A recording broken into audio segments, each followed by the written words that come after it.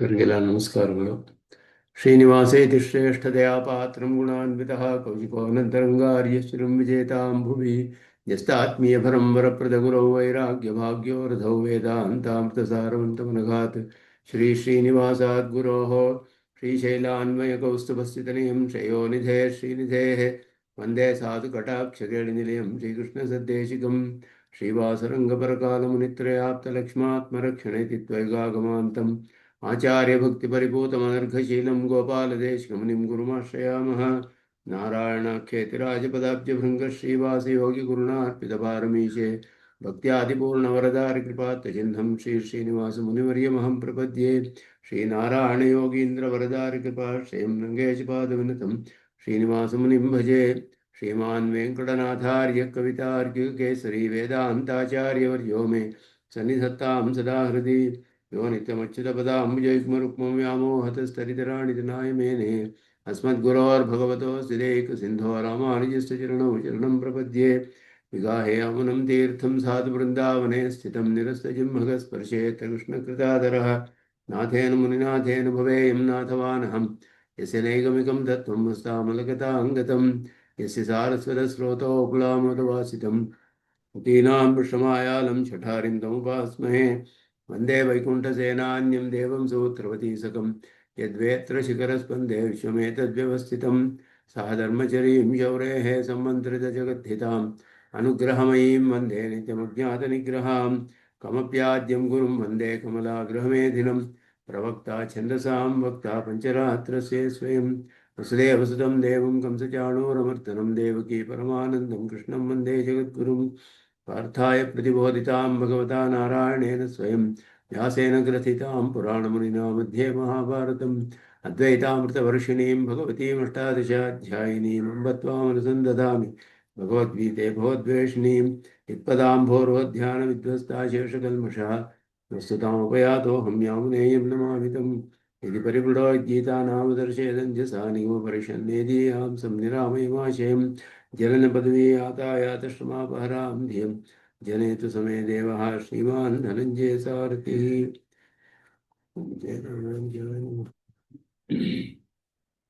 अन्तःसारल्यः चित्ततमप्रमथिनीमिमां भजन्तु भगवद्गीता भाष्यतात्पर्यचन्द्रिकाम्.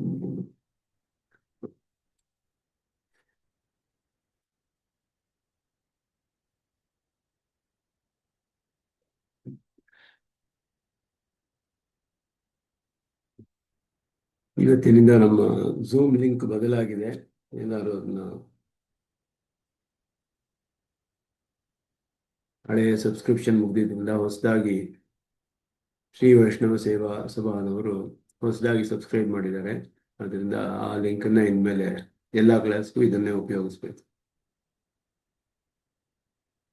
ಈಗ ವಿಭೂತಿ ಅಧ್ಯಾಯದಲ್ಲಿ ವಿಭೂತಿಗಳನ್ನೆಲ್ಲ ಪರಮಾತ್ಮ ಹೇಳ್ತಾ ಇರುವಂತಹ ಭಾಗ. ಅದರಲ್ಲಿ ಕೆಲವು ಕಡೆ ಮುಖ್ಯಾರ್ಥ, ಕೆಲವು ಕಡೆ ಉತ್ಕೃಷ್ಟವಾದದ್ದು ಅನ್ನುವ ಅರ್ಥದಲ್ಲಿ ಹೀಗೆ ಅಲ್ಲಿ ಅರ್ಥಗಳಲ್ಲಿ ಹೇಳಲ್ಪಟ್ಟಿದೆ ಅನ್ನೋದನ್ನು ಭಾಷ್ಯದಿಂದ ನಾವು ತಿಳ್ಕೊಳ್ಬಹುದು. ಅದನ್ನು ಸ್ವಾಮಿ ದೇಶಿಕನ್ ವಿವರಿಸ್ತಾರೆ ಇನ್ನೂ ವಿಸ್ತಾರವಾಗಿ. ಯಾವ ಅರ್ಥಗಳಲ್ಲಿ ಹೇಗೆ ಹೇಳಲ್ಪಟ್ಟಿದೆ ಅದನ್ನೆಲ್ಲ ಆ ವಿಷಯಗಳನ್ನು ನೋಡ್ತಾ ಇದ್ವಿ. ಅದರಲ್ಲಿ 23ನೇ ಶ್ಲೋಕ ನೋಡಿದ್ವಿ. 24ನೇ ಶ್ಲೋಕ. ಪುರೋಧಸಾಂಚ ಮುಖ್ಯಂ ಮಾಂ ವಿಧಿ ಪಾರ್ಥ ಬೃಹಸ್ಪತಿಂ ಸೇನಾನೀನಾಂ ಅಹಂ ಸ್ಕಂದಃ ಸರಸಾಮಸ್ಮಿ ಸಾಗರಃ ಇದನ್ನು ನೋಡಿದ್ವಿ. ಪುರೋಧಸಾಂ ಅಂದರೆ ಪುರೋಹಿತರಲ್ಲಿ ಉತ್ಕೃಷ್ಟನಾದ ಬೃಹಸ್ಪತಿ, ದೇವತೆಗಳಿಗೂ ಪುರೋಹಿತ ಅವನು. ಆದ್ದರಿಂದ ಅವನಿಗೆ ಬೃಹಸ್ಪತಿ. ಸೇನಾನಿಗಳಲ್ಲಿ ದೇವತೆಗಳಿಗೂ ಸೇನಾನಿಯಾದವನು ಅವನು ಸೇನಾಪತಿ. ಸ್ಕಂದ ಅಂತ ಹೇಳೋದು. ಸ್ಕಂದಃ ಅಹಮಸ್ಮಿ. ಸರಸಾಂ ಸಾಗರಃ ಅಹಮಸ್ಮಿ. ಸರಸಾಂ ಅಂತ ಹೇಳಿದ್ರೆ ನಿಂತ ಜಲಾಶಯಗಳು ಅಂತ ಅರ್ಥ. ಪ್ರವಾಹವಿಲ್ಲದಂತಹ ನಿಂತಿರುವಂತಹ ಜಲಾಶಯಗಳಲ್ಲಿ ನಾನು ಸಾಗರವು ಅಂತ ಹೇಳಿ ಆ ರೀತಿ ಇದಕ್ಕೆ ಯಾಕೆ ಅಂತ ಹೇಳಿದ್ರೆ ಸ್ರೋತಸ್ಸುಗಳು ಹರಿಯುವ ನದಿಗಳಲ್ಲಿ ಜಾಹ್ನವಿ ಅಂತ ಬೇರೆ ಮುಂದೆ ಹೇಳಲ್ಪಡುತ್ತೆ. ಆದ್ದರಿಂದ ಇಲ್ಲಿ ನಿಂತಿರುವ ಜಲಾಶಯಗಳಲ್ಲಿ ಸಾಗರವು ಅಂತ ಹೇಳಿ ಅರ್ಥ ಮಾಡಿದ್ದಾರೆ. ಬೃಹಸ್ಪತಿ ಸಂಜ್ಞೆಯ ಬೃಹತಾಂಪತಿ ಗಿರಾಂಪತಿ ಅಂತ ಹೇಳಿ ಎಲ್ಲ ವಾಕಿಗೂ ಪತಿಯಾದವನು ಅಂತ ಹೇಳಿ ಬೃಹಸ್ಪತಿ ಹೇಳಲ್ಪಟ್ಟಿದ್ದಾನೆ. ಬೃಹಸ್ಪತಿಯಾಗಿದ್ದೇನೆ ನಾನು ಸೇನಾನಿ ಶಬ್ದೇನ ಕರ್ಮವಶ್ಯ ಸೇನಾಪತಿ ಸಂಗ್ರಹ. ಕರ್ಮವಶ್ಯರೆಲ್ಲರೂ ಇಲ್ಲಿ ಸೇರಿದ್ದಾರೆ ಸೇನಾನಿ ಎನ್ನುವುದರಿಂದ. ಸ್ಕಂದಸ್ಯ ದೇವಸೇನಾನಿತ್ವ ಲಕ್ಷಣ ಅತಿಶಯ. ದೇವತೆಗಳಿಗೆ ಸೇನಾನಿ ಆಗಿರೋದು ಅವನಿಗೆ ಒಂದು ಅತಿಶಯ ಸ್ಕಂದನಿಗೆ. ಸರಶಬ್ದೇನ ಪ್ರವಾಹ ವ್ಯತಿರಿಕ್ತ ಸ್ಥಾಸ್ನು ಸಲಿಲಾಶಯ ಮಾತ್ರಸ್ಯ ವಿವಕ್ಷಿತತ್ವಾತ್ ಸಾಗರ ಸಂಗ್ರಹ. ನಿಂತಿರುವಂತಹ ಜಲಾಶಯ ಸಲಿಲಾಶಯವನ್ನು ಮಾತ್ರ ಇಲ್ಲಿ ಹೇಳಲ್ಪಟ್ಟಿದೆ. ಇದೆಲ್ಲ ವಿಭೂತಿಗಳನ್ನು ಎಲ್ಲೆಲ್ಲಿ ಉತ್ಕೃಷ್ಟವಾದ ವಿಷಯಗಳಿದೆಯೋ ಅದೆಲ್ಲ ನನ್ನ ವಿಭೂತಿಯೇ, ನನ್ನ ನಿಯಮನದಲ್ಲಿಯೇ ಇದೆ ಅಂತ ಪರಮಾತ್ಮನು ಹೇಳ್ತಿರುವಂತಹದ್ದು. ಮಹರ್ಷೀಣಾಂ ಭೃಗುರಹಂ ಗಿರಾಮಸ್ಮಿ ಏಕಮಕ್ಷರಂ ಯಜ್ಞಾನಾಂ ಜಪಯಜ್ಞೋಸ್ಮಿ ಸ್ಥಾವರಾಣಾಂ ಹಿಮಾಲಯ. ಈ ವಿಭೂತಿಗಳನ್ನು ನಾವು ಅಧ್ಯಯನ ಮಾಡುವಾಗ ಅದು ಯಾಕೆ ಉತ್ಕೃಷ್ಟ, ಅದರ ಉತ್ಕೃಷ್ಟತೆ ಯಾವ ಕಾರಣದಿಂದ ಅನ್ನೋದನ್ನು ಕೂಡ ಸ್ವಾಮಿ ದೇಶಿಕನ್ ಅದನ್ನು ವಿವರಿಸ್ತಾರೆ ತಾತ್ಪರ್ಯ ಚಂದ್ರಿಕೆಯಲ್ಲಿ. ಭಾಷಿಕಾರರು ಅದನ್ನು ವಿಸ್ತಾರವಾಗಿ ವ್ಯಾಖ್ಯಾನ ಮಾಡೋಕ್ಕೆ ಹೋಗಲಿಲ್ಲ, ಆದರೆ ಸ್ವಾಮಿ ದೇಶಿಕನ್ ಅದನ್ನು ಪ್ರಮಾಣಗಳೊಡನೆ ವಿವರಿಸ್ತಾರೆ ಅಲ್ಲಿ. ಮಹರ್ಷಿಣಾಂ ಭೃಗು ಅಂತ ಹೇಳಿದ್ರೆ ಮರೀಚಿ ಮೊದಲಾದ ಮಹರ್ಷಿಗಳಲ್ಲಿ ನಾನು ಭೃಗು ಮಹರ್ಷಿಯಾಗಿದ್ದೇನೆ, ಶ್ರೇಷ್ಠರಾದವರು ಅಂತ ಅರ್ಥ. ಗಿರಾಮಸ್ಮಿ ಏಕಮಕ್ಷರಂ, ಗಿರಾಮ್ ಅಂದರೆ ಮಾತುಗಳು ಅಂತ ಅರ್ಥ. ಅದರಿಂದ ಇಲ್ಲಿ ಭಾಷೆಕಾರರು ಅರ್ಥಾಭಿದಾಯಿನಃ ಶಬ್ದಾಹ ಗಿರಹ, ಅರ್ಥವನ್ನು ಕೊಡುವಂತಹ ಶಬ್ದಗಳು ಅಂತ ಹೇಳಿ. ಯಾಕೆಂದರೆ ಸಾಗರಘೋಷ ಅದೆಲ್ಲ ಗಿರ ಅಂತ ಹೇಳೋಕ್ಕಾಗೋದಿಲ್ಲ, ಗೀಹಿ ಅಂತ ಹೇಳೋದಿಲ್ಲ.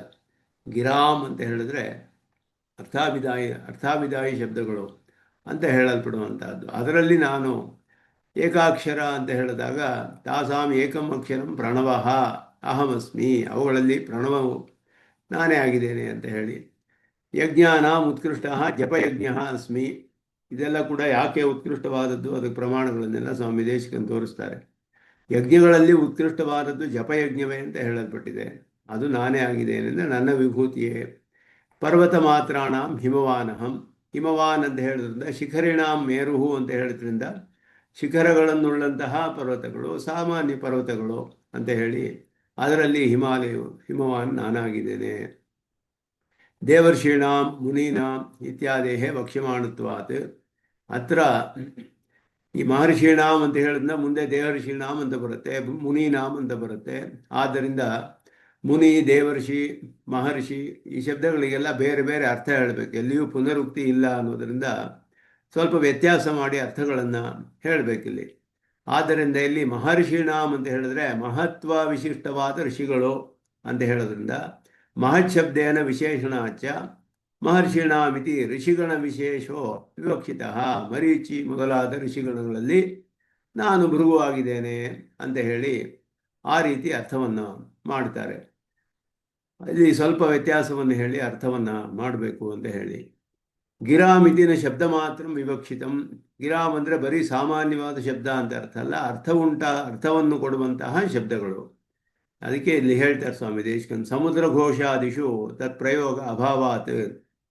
ಸಮುದ್ರ ಘೋಷದಲ್ಲಿ ಗಿರಾಮ್ ಅಂತ ಹೇಳುವ ಪ್ರಯೋಗ ಹೇಳೋಕ್ಕಾಗೋದಿಲ್ಲ, ಗೀಹಿ ಅಂತ ಹೇಳೋದು ಬರೀ ಘೋಷ ಅಷ್ಟೇ ಅದು.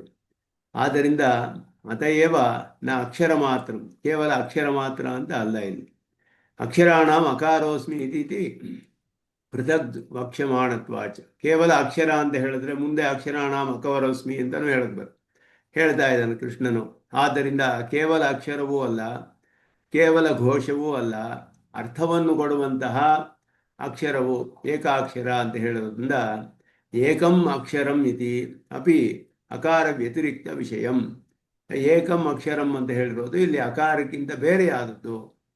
ಒಂದು ಅಕ್ಷರ ಅಂತ ಹೇಳಿದ್ರೆ ಅದಕ್ಕೆ ವಿಶೇಷವಾದ ಅರ್ಥವಿದೆ. ಓಮಿತಿ ಏಕಾಕ್ಷರಂ ಬ್ರಹ್ಮ ಅಂತ ಹೇಳಿ ಇಲ್ಲಿಯೇ ಹೇಳಲ್ಪಡುತ್ತೆ. ಪ್ರಣವೇ ಅಪಿ ಏಕಶಬ್ದ ವಿಶೇಷತಃ ಅಕ್ಷರ ಪ್ರಯುಕ್ತ ಇತ್ಯಭಿಪ್ರಾಯೇಣ ಅರ್ಥಾಭಿದಾಯಿನಃ ಅಂತ ಅರ್ಥ ಮಾಡೋದು. ಅರ್ಥಾಭಿದಾಯಿಷು ಪ್ರಣವಸ್ಯ ಉತ್ಕರ್ಷ ಸರ್ವೋತ್ಕೃಷ್ಟ ಅರ್ಥ ಅಭಿದಾಯಿತ್ವಾತ್. ಸಂಶಯ, ಓಂ ಅನ್ನೋದು ಒಂದೇ ಅಕ್ಷರನ? ಒಂದೇ ಅಕ್ಷರ, ಹೌದು. ಅದರಲ್ಲಿ 3 ಅಕ್ಷರಗಳು ಇದೆ, 3 ವಾಕ್ಯಗಳು ಇದೆ, ಅದೆಲ್ಲ ನಿರುಕ್ತಿಯಿಂದ ತಿಳಿಬಹುದು. ಅದರ ಒಂದೇ ಅಕ್ಷರ. ಓಮಿತಿ ಏಕಾಕ್ಷರಂ ಬ್ರಹ್ಮ ಹೇಳಿದೆಯಲ್ಲ.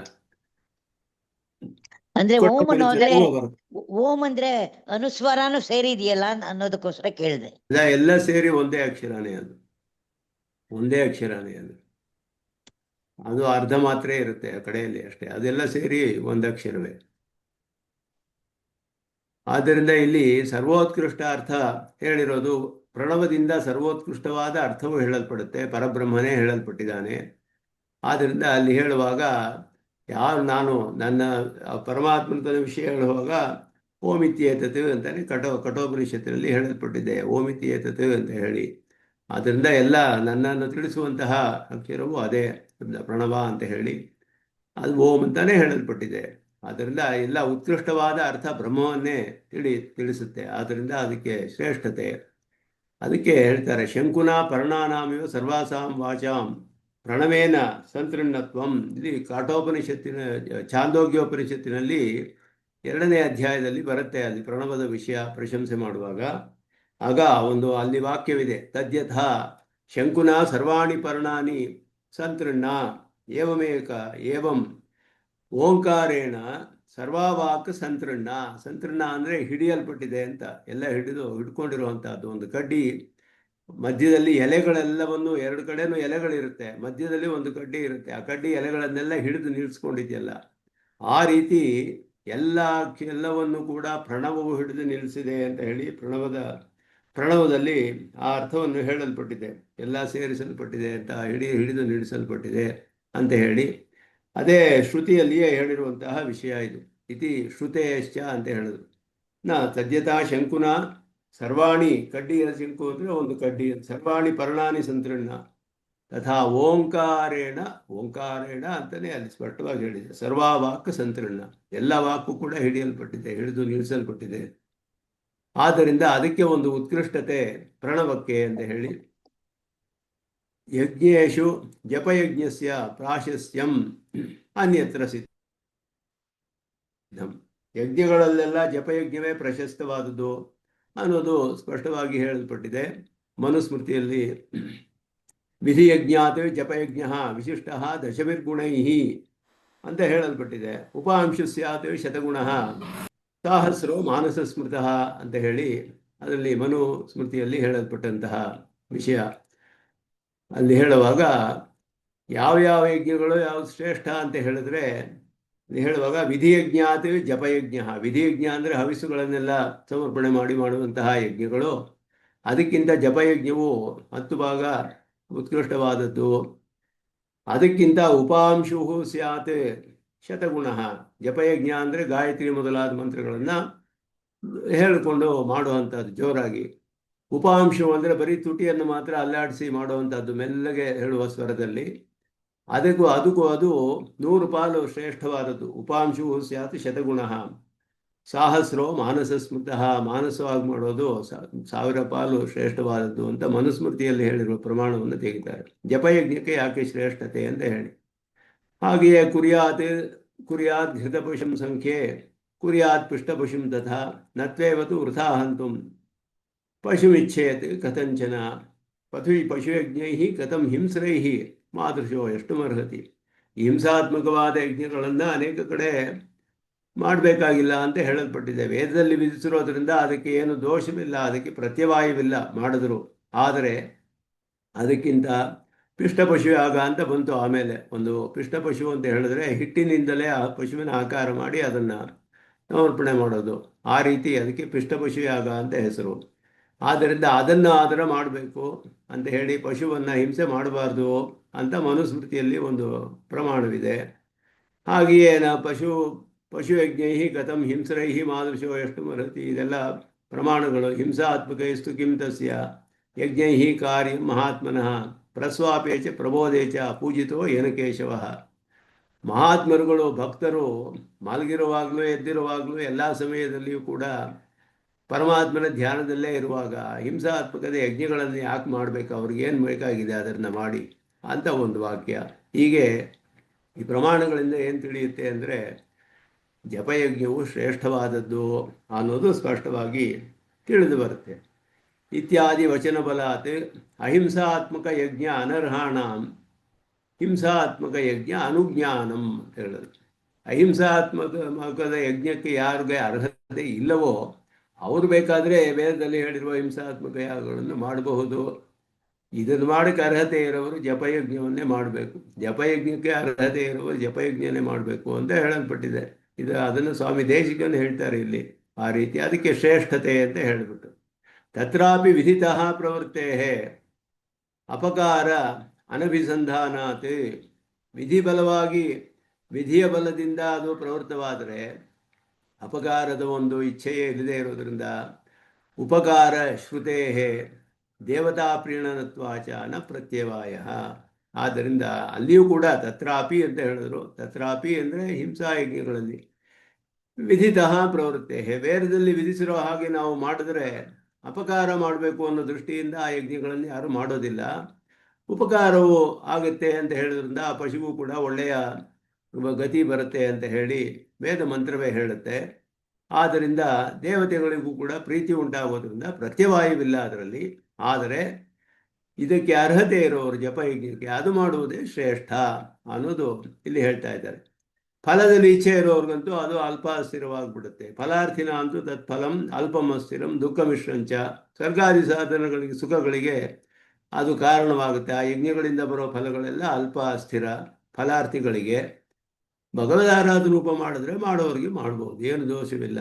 ಅಹಿಂಸಾತ್ಮಕ ಅಸ್ತು ಯಜ್ಞಾ ವಿಶಿಷ್ಟಾಧಿಕಾರಿ ಸಾಧ್ಯಾ.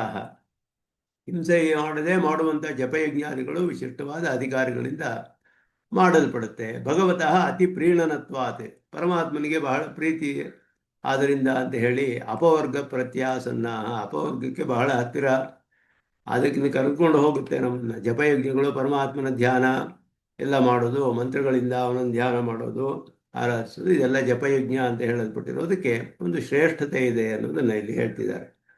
ಅತಯೇವ ಹಿ ಉಪರಿಚರಾದೇಯ ಪಿಷ್ಟಪಶುಭಿ ಇಷ್ಟವಂತಹ. ಅದಕ್ಕೊಂದು ಪ್ರಮಾಣವನ್ನು ತೋರಿಸ್ತಾರೆ. ಉಪರಿಚರವಸು ಅಂತ ಹೇಳೋರು ಒಬ್ಬ ಇಕ್ಷ್ವಾಕು ವಂಶದ ಮಹಾರಾಜ. ಅವನಿಗೆ ದೇವತೆಗಳು ಒಂದು ಒಳ್ಳೆಯ ವಿಮಾನವನ್ನು ಕೊಟ್ಟಿದ್ರು, ಮೇಲೆ ಹಾರಾಡ್ತಾ ಇದ್ದ ಆಕಾಶದಲ್ಲಿ. ಅದಕ್ಕೆ ಉಪರಿಚರ ಅಂತ ಹೆಸರು ಅವನಿಗೆ. ವಸು ಅಂತ ಹೆಸರು, ಉಪರಿಚರ ವಸು, ಮೇಲೆ ಓಡಾಡ್ತಾ ಇರ್ತಾನೆ. ಅವನು ಪಿಷ್ಟ ಪಶುವನ್ನೇ ತ್ಯಾಗವನ್ನು ಮಾಡ್ದ ಅಂತ ಹೇಳಿದ್ರೆ, ಒಬ್ಬ ಉತ್ಕೃಷ್ಟನಾದವನು ಅವನು ಈ ರೀತಿ ಮಾಡಿದಾನೆ ಅಂತ ಹೇಳಿದ್ರೆ ಅದಕ್ಕೆ ಒಂದು ಶ್ರೇಷ್ಠತೆಯನ್ನು ತಿಳಿದು ಬರುತ್ತೆ. ಏವಂ ಇತರೇಷು ಯಜ್ಞೇಶು ಹಿಂಸಾದಿ ಪ್ರಸಂಗ ಅಧಿಕಾರಿ ವಿಶೇಷಾದಿನ ವಿಷಯ ವ್ಯವಸ್ಥಾಪನಮಿತ್ಯಾದಿ ಮಹಾನ್ ಕ್ಲೇಶ. ಇತರ ಯಜ್ಞಗಳಲ್ಲಿಯೂ ಅಷ್ಟೇ ಹಿಂಸೆ ಮೊದಲ ಪ್ರಸಂಗ ಇರೋದ್ರಿಂದ ಅಧಿಕಾರಿ ವಿಶೇಷಗಳಿಂದ ಅಂತಹ ಅಧಿಕಾರಿಗಳಿಗೆ ಅದು ಮಾಡೋದಕ್ಕೆ ವೇದದಲ್ಲಿ ವಿಧಿ ಇದೆ, ಈ ಮೊದಲಾದದೆಲ್ಲ ಹೇಳಿ ಅದಕ್ಕೆ ಸ್ಥಾಪನೆ ಅದು ಸರಿಯಾಗಿರೋದು ಅನ್ನೋದನ್ನು ಸಮರ್ಥನೆ ಮಾಡೋದು ಸ್ವಲ್ಪ ಕಷ್ಟ. ಜಪಯಜ್ಞದಲ್ಲಿ ಪ್ರಸಂಗ ಅಭಾವಾತ್, ಯಾವುದು ಇಲ್ಲವೇ ಇಲ್ಲ. ಅವ್ಯಾಕ್ಷೇಪೇಣ ಅಂದರೆ ಯಾವ ಒಂದು ವಿಳಂಬವೋ ಅಡೆತಡೆಯೋ ಇಲ್ಲದೆ, ಅರ್ಥಪ್ರೀತೀತ್ಯ ಎಲ್ಲ ತಿಳಿಯೋದ್ರಿಂದ ಸ್ಪಷ್ಟವಾಗಿ ಸಬೀಜ ಯೋಗದ್ವಾರ ಸಹಸಾ ಸಮಾಧೋ ನಿವೇಚನಾಚ. ಅದು ಧ್ಯಾನದಲ್ಲಿ ಭಕ್ತಿಯೋಗಿಗಳು ನೇರವಾಗಿ ಸಮಾಧಿಗೆ ಹೋಗ್ಬಿಡ್ತಾರೆ, ಅದರಲ್ಲಿ ಸಮಾಧಿಗೆ ಕಟ್ಕೊಂಡು ಹೋಗುತ್ತೆ. ಆದ್ದರಿಂದ ಯಜ್ಞಾಂತರೇಭ್ಯ ಜಪಯಜ್ಞ ಪ್ರಶಸ್ತತಮಃ ಅಂತ ಹೇಳು. ಇದು ಬಹಳ ಅಂದ್ರೇನು? ಬೀಜ ಯೋಗ ಅಂತ ಹೇಳಿದ್ರೆ ಈ ಸಾಲಂಬನ ಯೋಗ ಅಂತ ಅರ್ಥ ಮಾಡ್ಬೋದು ಅನ್ಸುತ್ತೆ. ಆಲಂಬನ ಯೋಗನ? ಸಾಲಂಬನ ಯೋಗ ಅಂತ ಅಂದರೆ ಪರಮಾತ್ಮನ ಒಂದು ದಿವ್ಯಮಂಗಳ ವಿಗ್ರಹ ಧ್ಯಾನ ಮಾಡೋದ್ರಿಂದ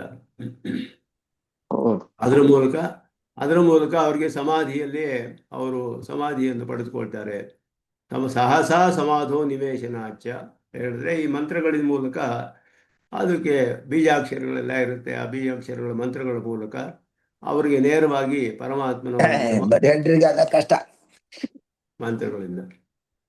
ಯಜ್ಞಾಂತರೇಭ್ಯ ಜಪಯಜ್ಞ ಪ್ರಶಸ್ತತಮಃ. ಜಪಯಜ್ಞವು ಪ್ರಶಸ್ತವಾದದ್ದು ಅಂತ ಹೇಳಿ ಬೇರೆ ಯಜ್ಞಗಳನ್ನು ಹೋಲಿಸಿದ್ರೆ ಹೇಳಲ್ಪಟ್ಟಿದೆ. ಸರ್ವಾಶ್ರಮ ಸಾಧಾರಣ್ಯ, ಎಲ್ಲ ಆಶ್ರಮದವರು ಮಾಡಬಹುದು ಇದನ್ನ ಅಂತ ಹೇಳಲ್ಪಟ್ಟಿದೆ. ಸರ್ವಾಶ್ರಮಗಳಿಗೂ ಜಪಯಜ್ಞವು ಹೇಳಲ್ಪಟ್ಟಿದೆ. ಜಪ್ಯೇನೈವತು ಸಂಸಿದ್ಧೇತೆ ಬ್ರಾಹ್ಮಣೋ ನಾತ್ರ ಸಂಶಯ, ಕುರ್ಯಾದ್ ಅನ್ಯತ್ ನವಾ ಕುರ್ಯಾತ್ ಮೈತ್ರೋ ಬ್ರಾಹ್ಮಣ ಉಚ್ಯತೆ. ಇದು ಮನುಸ್ಮೃತಿಯಲ್ಲಿ. சரியா மியூட் பண்ணிக்கோங்க, யாரு பேசலையோ மியூட் பண்ணிக்கோங்க தயவுசெஞ்சு. ಜಪ್ಯೇನೈವತು ಸಂಸಿದ್ಧೇತೆ ಬ್ರಾಹ್ಮಣೋ ನಾತ್ರ ಸಂಶಯ. ಜಪಯಜ್ಞದಿಂದಲೇ ಅವನಿಗೆ ಸಿದ್ಧಿಯು ಉಂಟಾಗುತ್ತೆ. ಬೇರೆ ಅದನ್ನು ಮಾಡದೇ ಇದ್ರು ಮಾಡ್ಬೋದು, ಮಾಡದೇ ಇದ್ರು ಇಲ್ಲ. ಬೇರೆ ಯಜ್ಞಾದಿಗಳನ್ನು ಮಾಡಬೇಕಾಗಿಲ್ಲ. ಆದ್ದರಿಂದ ಜಪಯಜ್ಞವನ್ನೇ ಮಾಡೋದು ಶ್ರೇಷ್ಠ ಅಂತ ಹೇಳಲ್ಪಟ್ಟಿದೆ. ಇದರಿಂದ ಇತಿ ವಿದುರಾದೇರಪಿ ಸಿದ್ಧಿಹೇತುತ್ವಾಚ. ವಿದುರ ಮೊದಲಾದವರಿಗೂ ಪ್ರಸಿದ್ಧವಾಗಿದೆ. ಅವರು ಕೂಡ ಭಕ್ತಿಯೋಗಿಗಳು ಅನ್ನೋದು ಪ್ರಸಿದ್ಧವಾಗಿದೆ.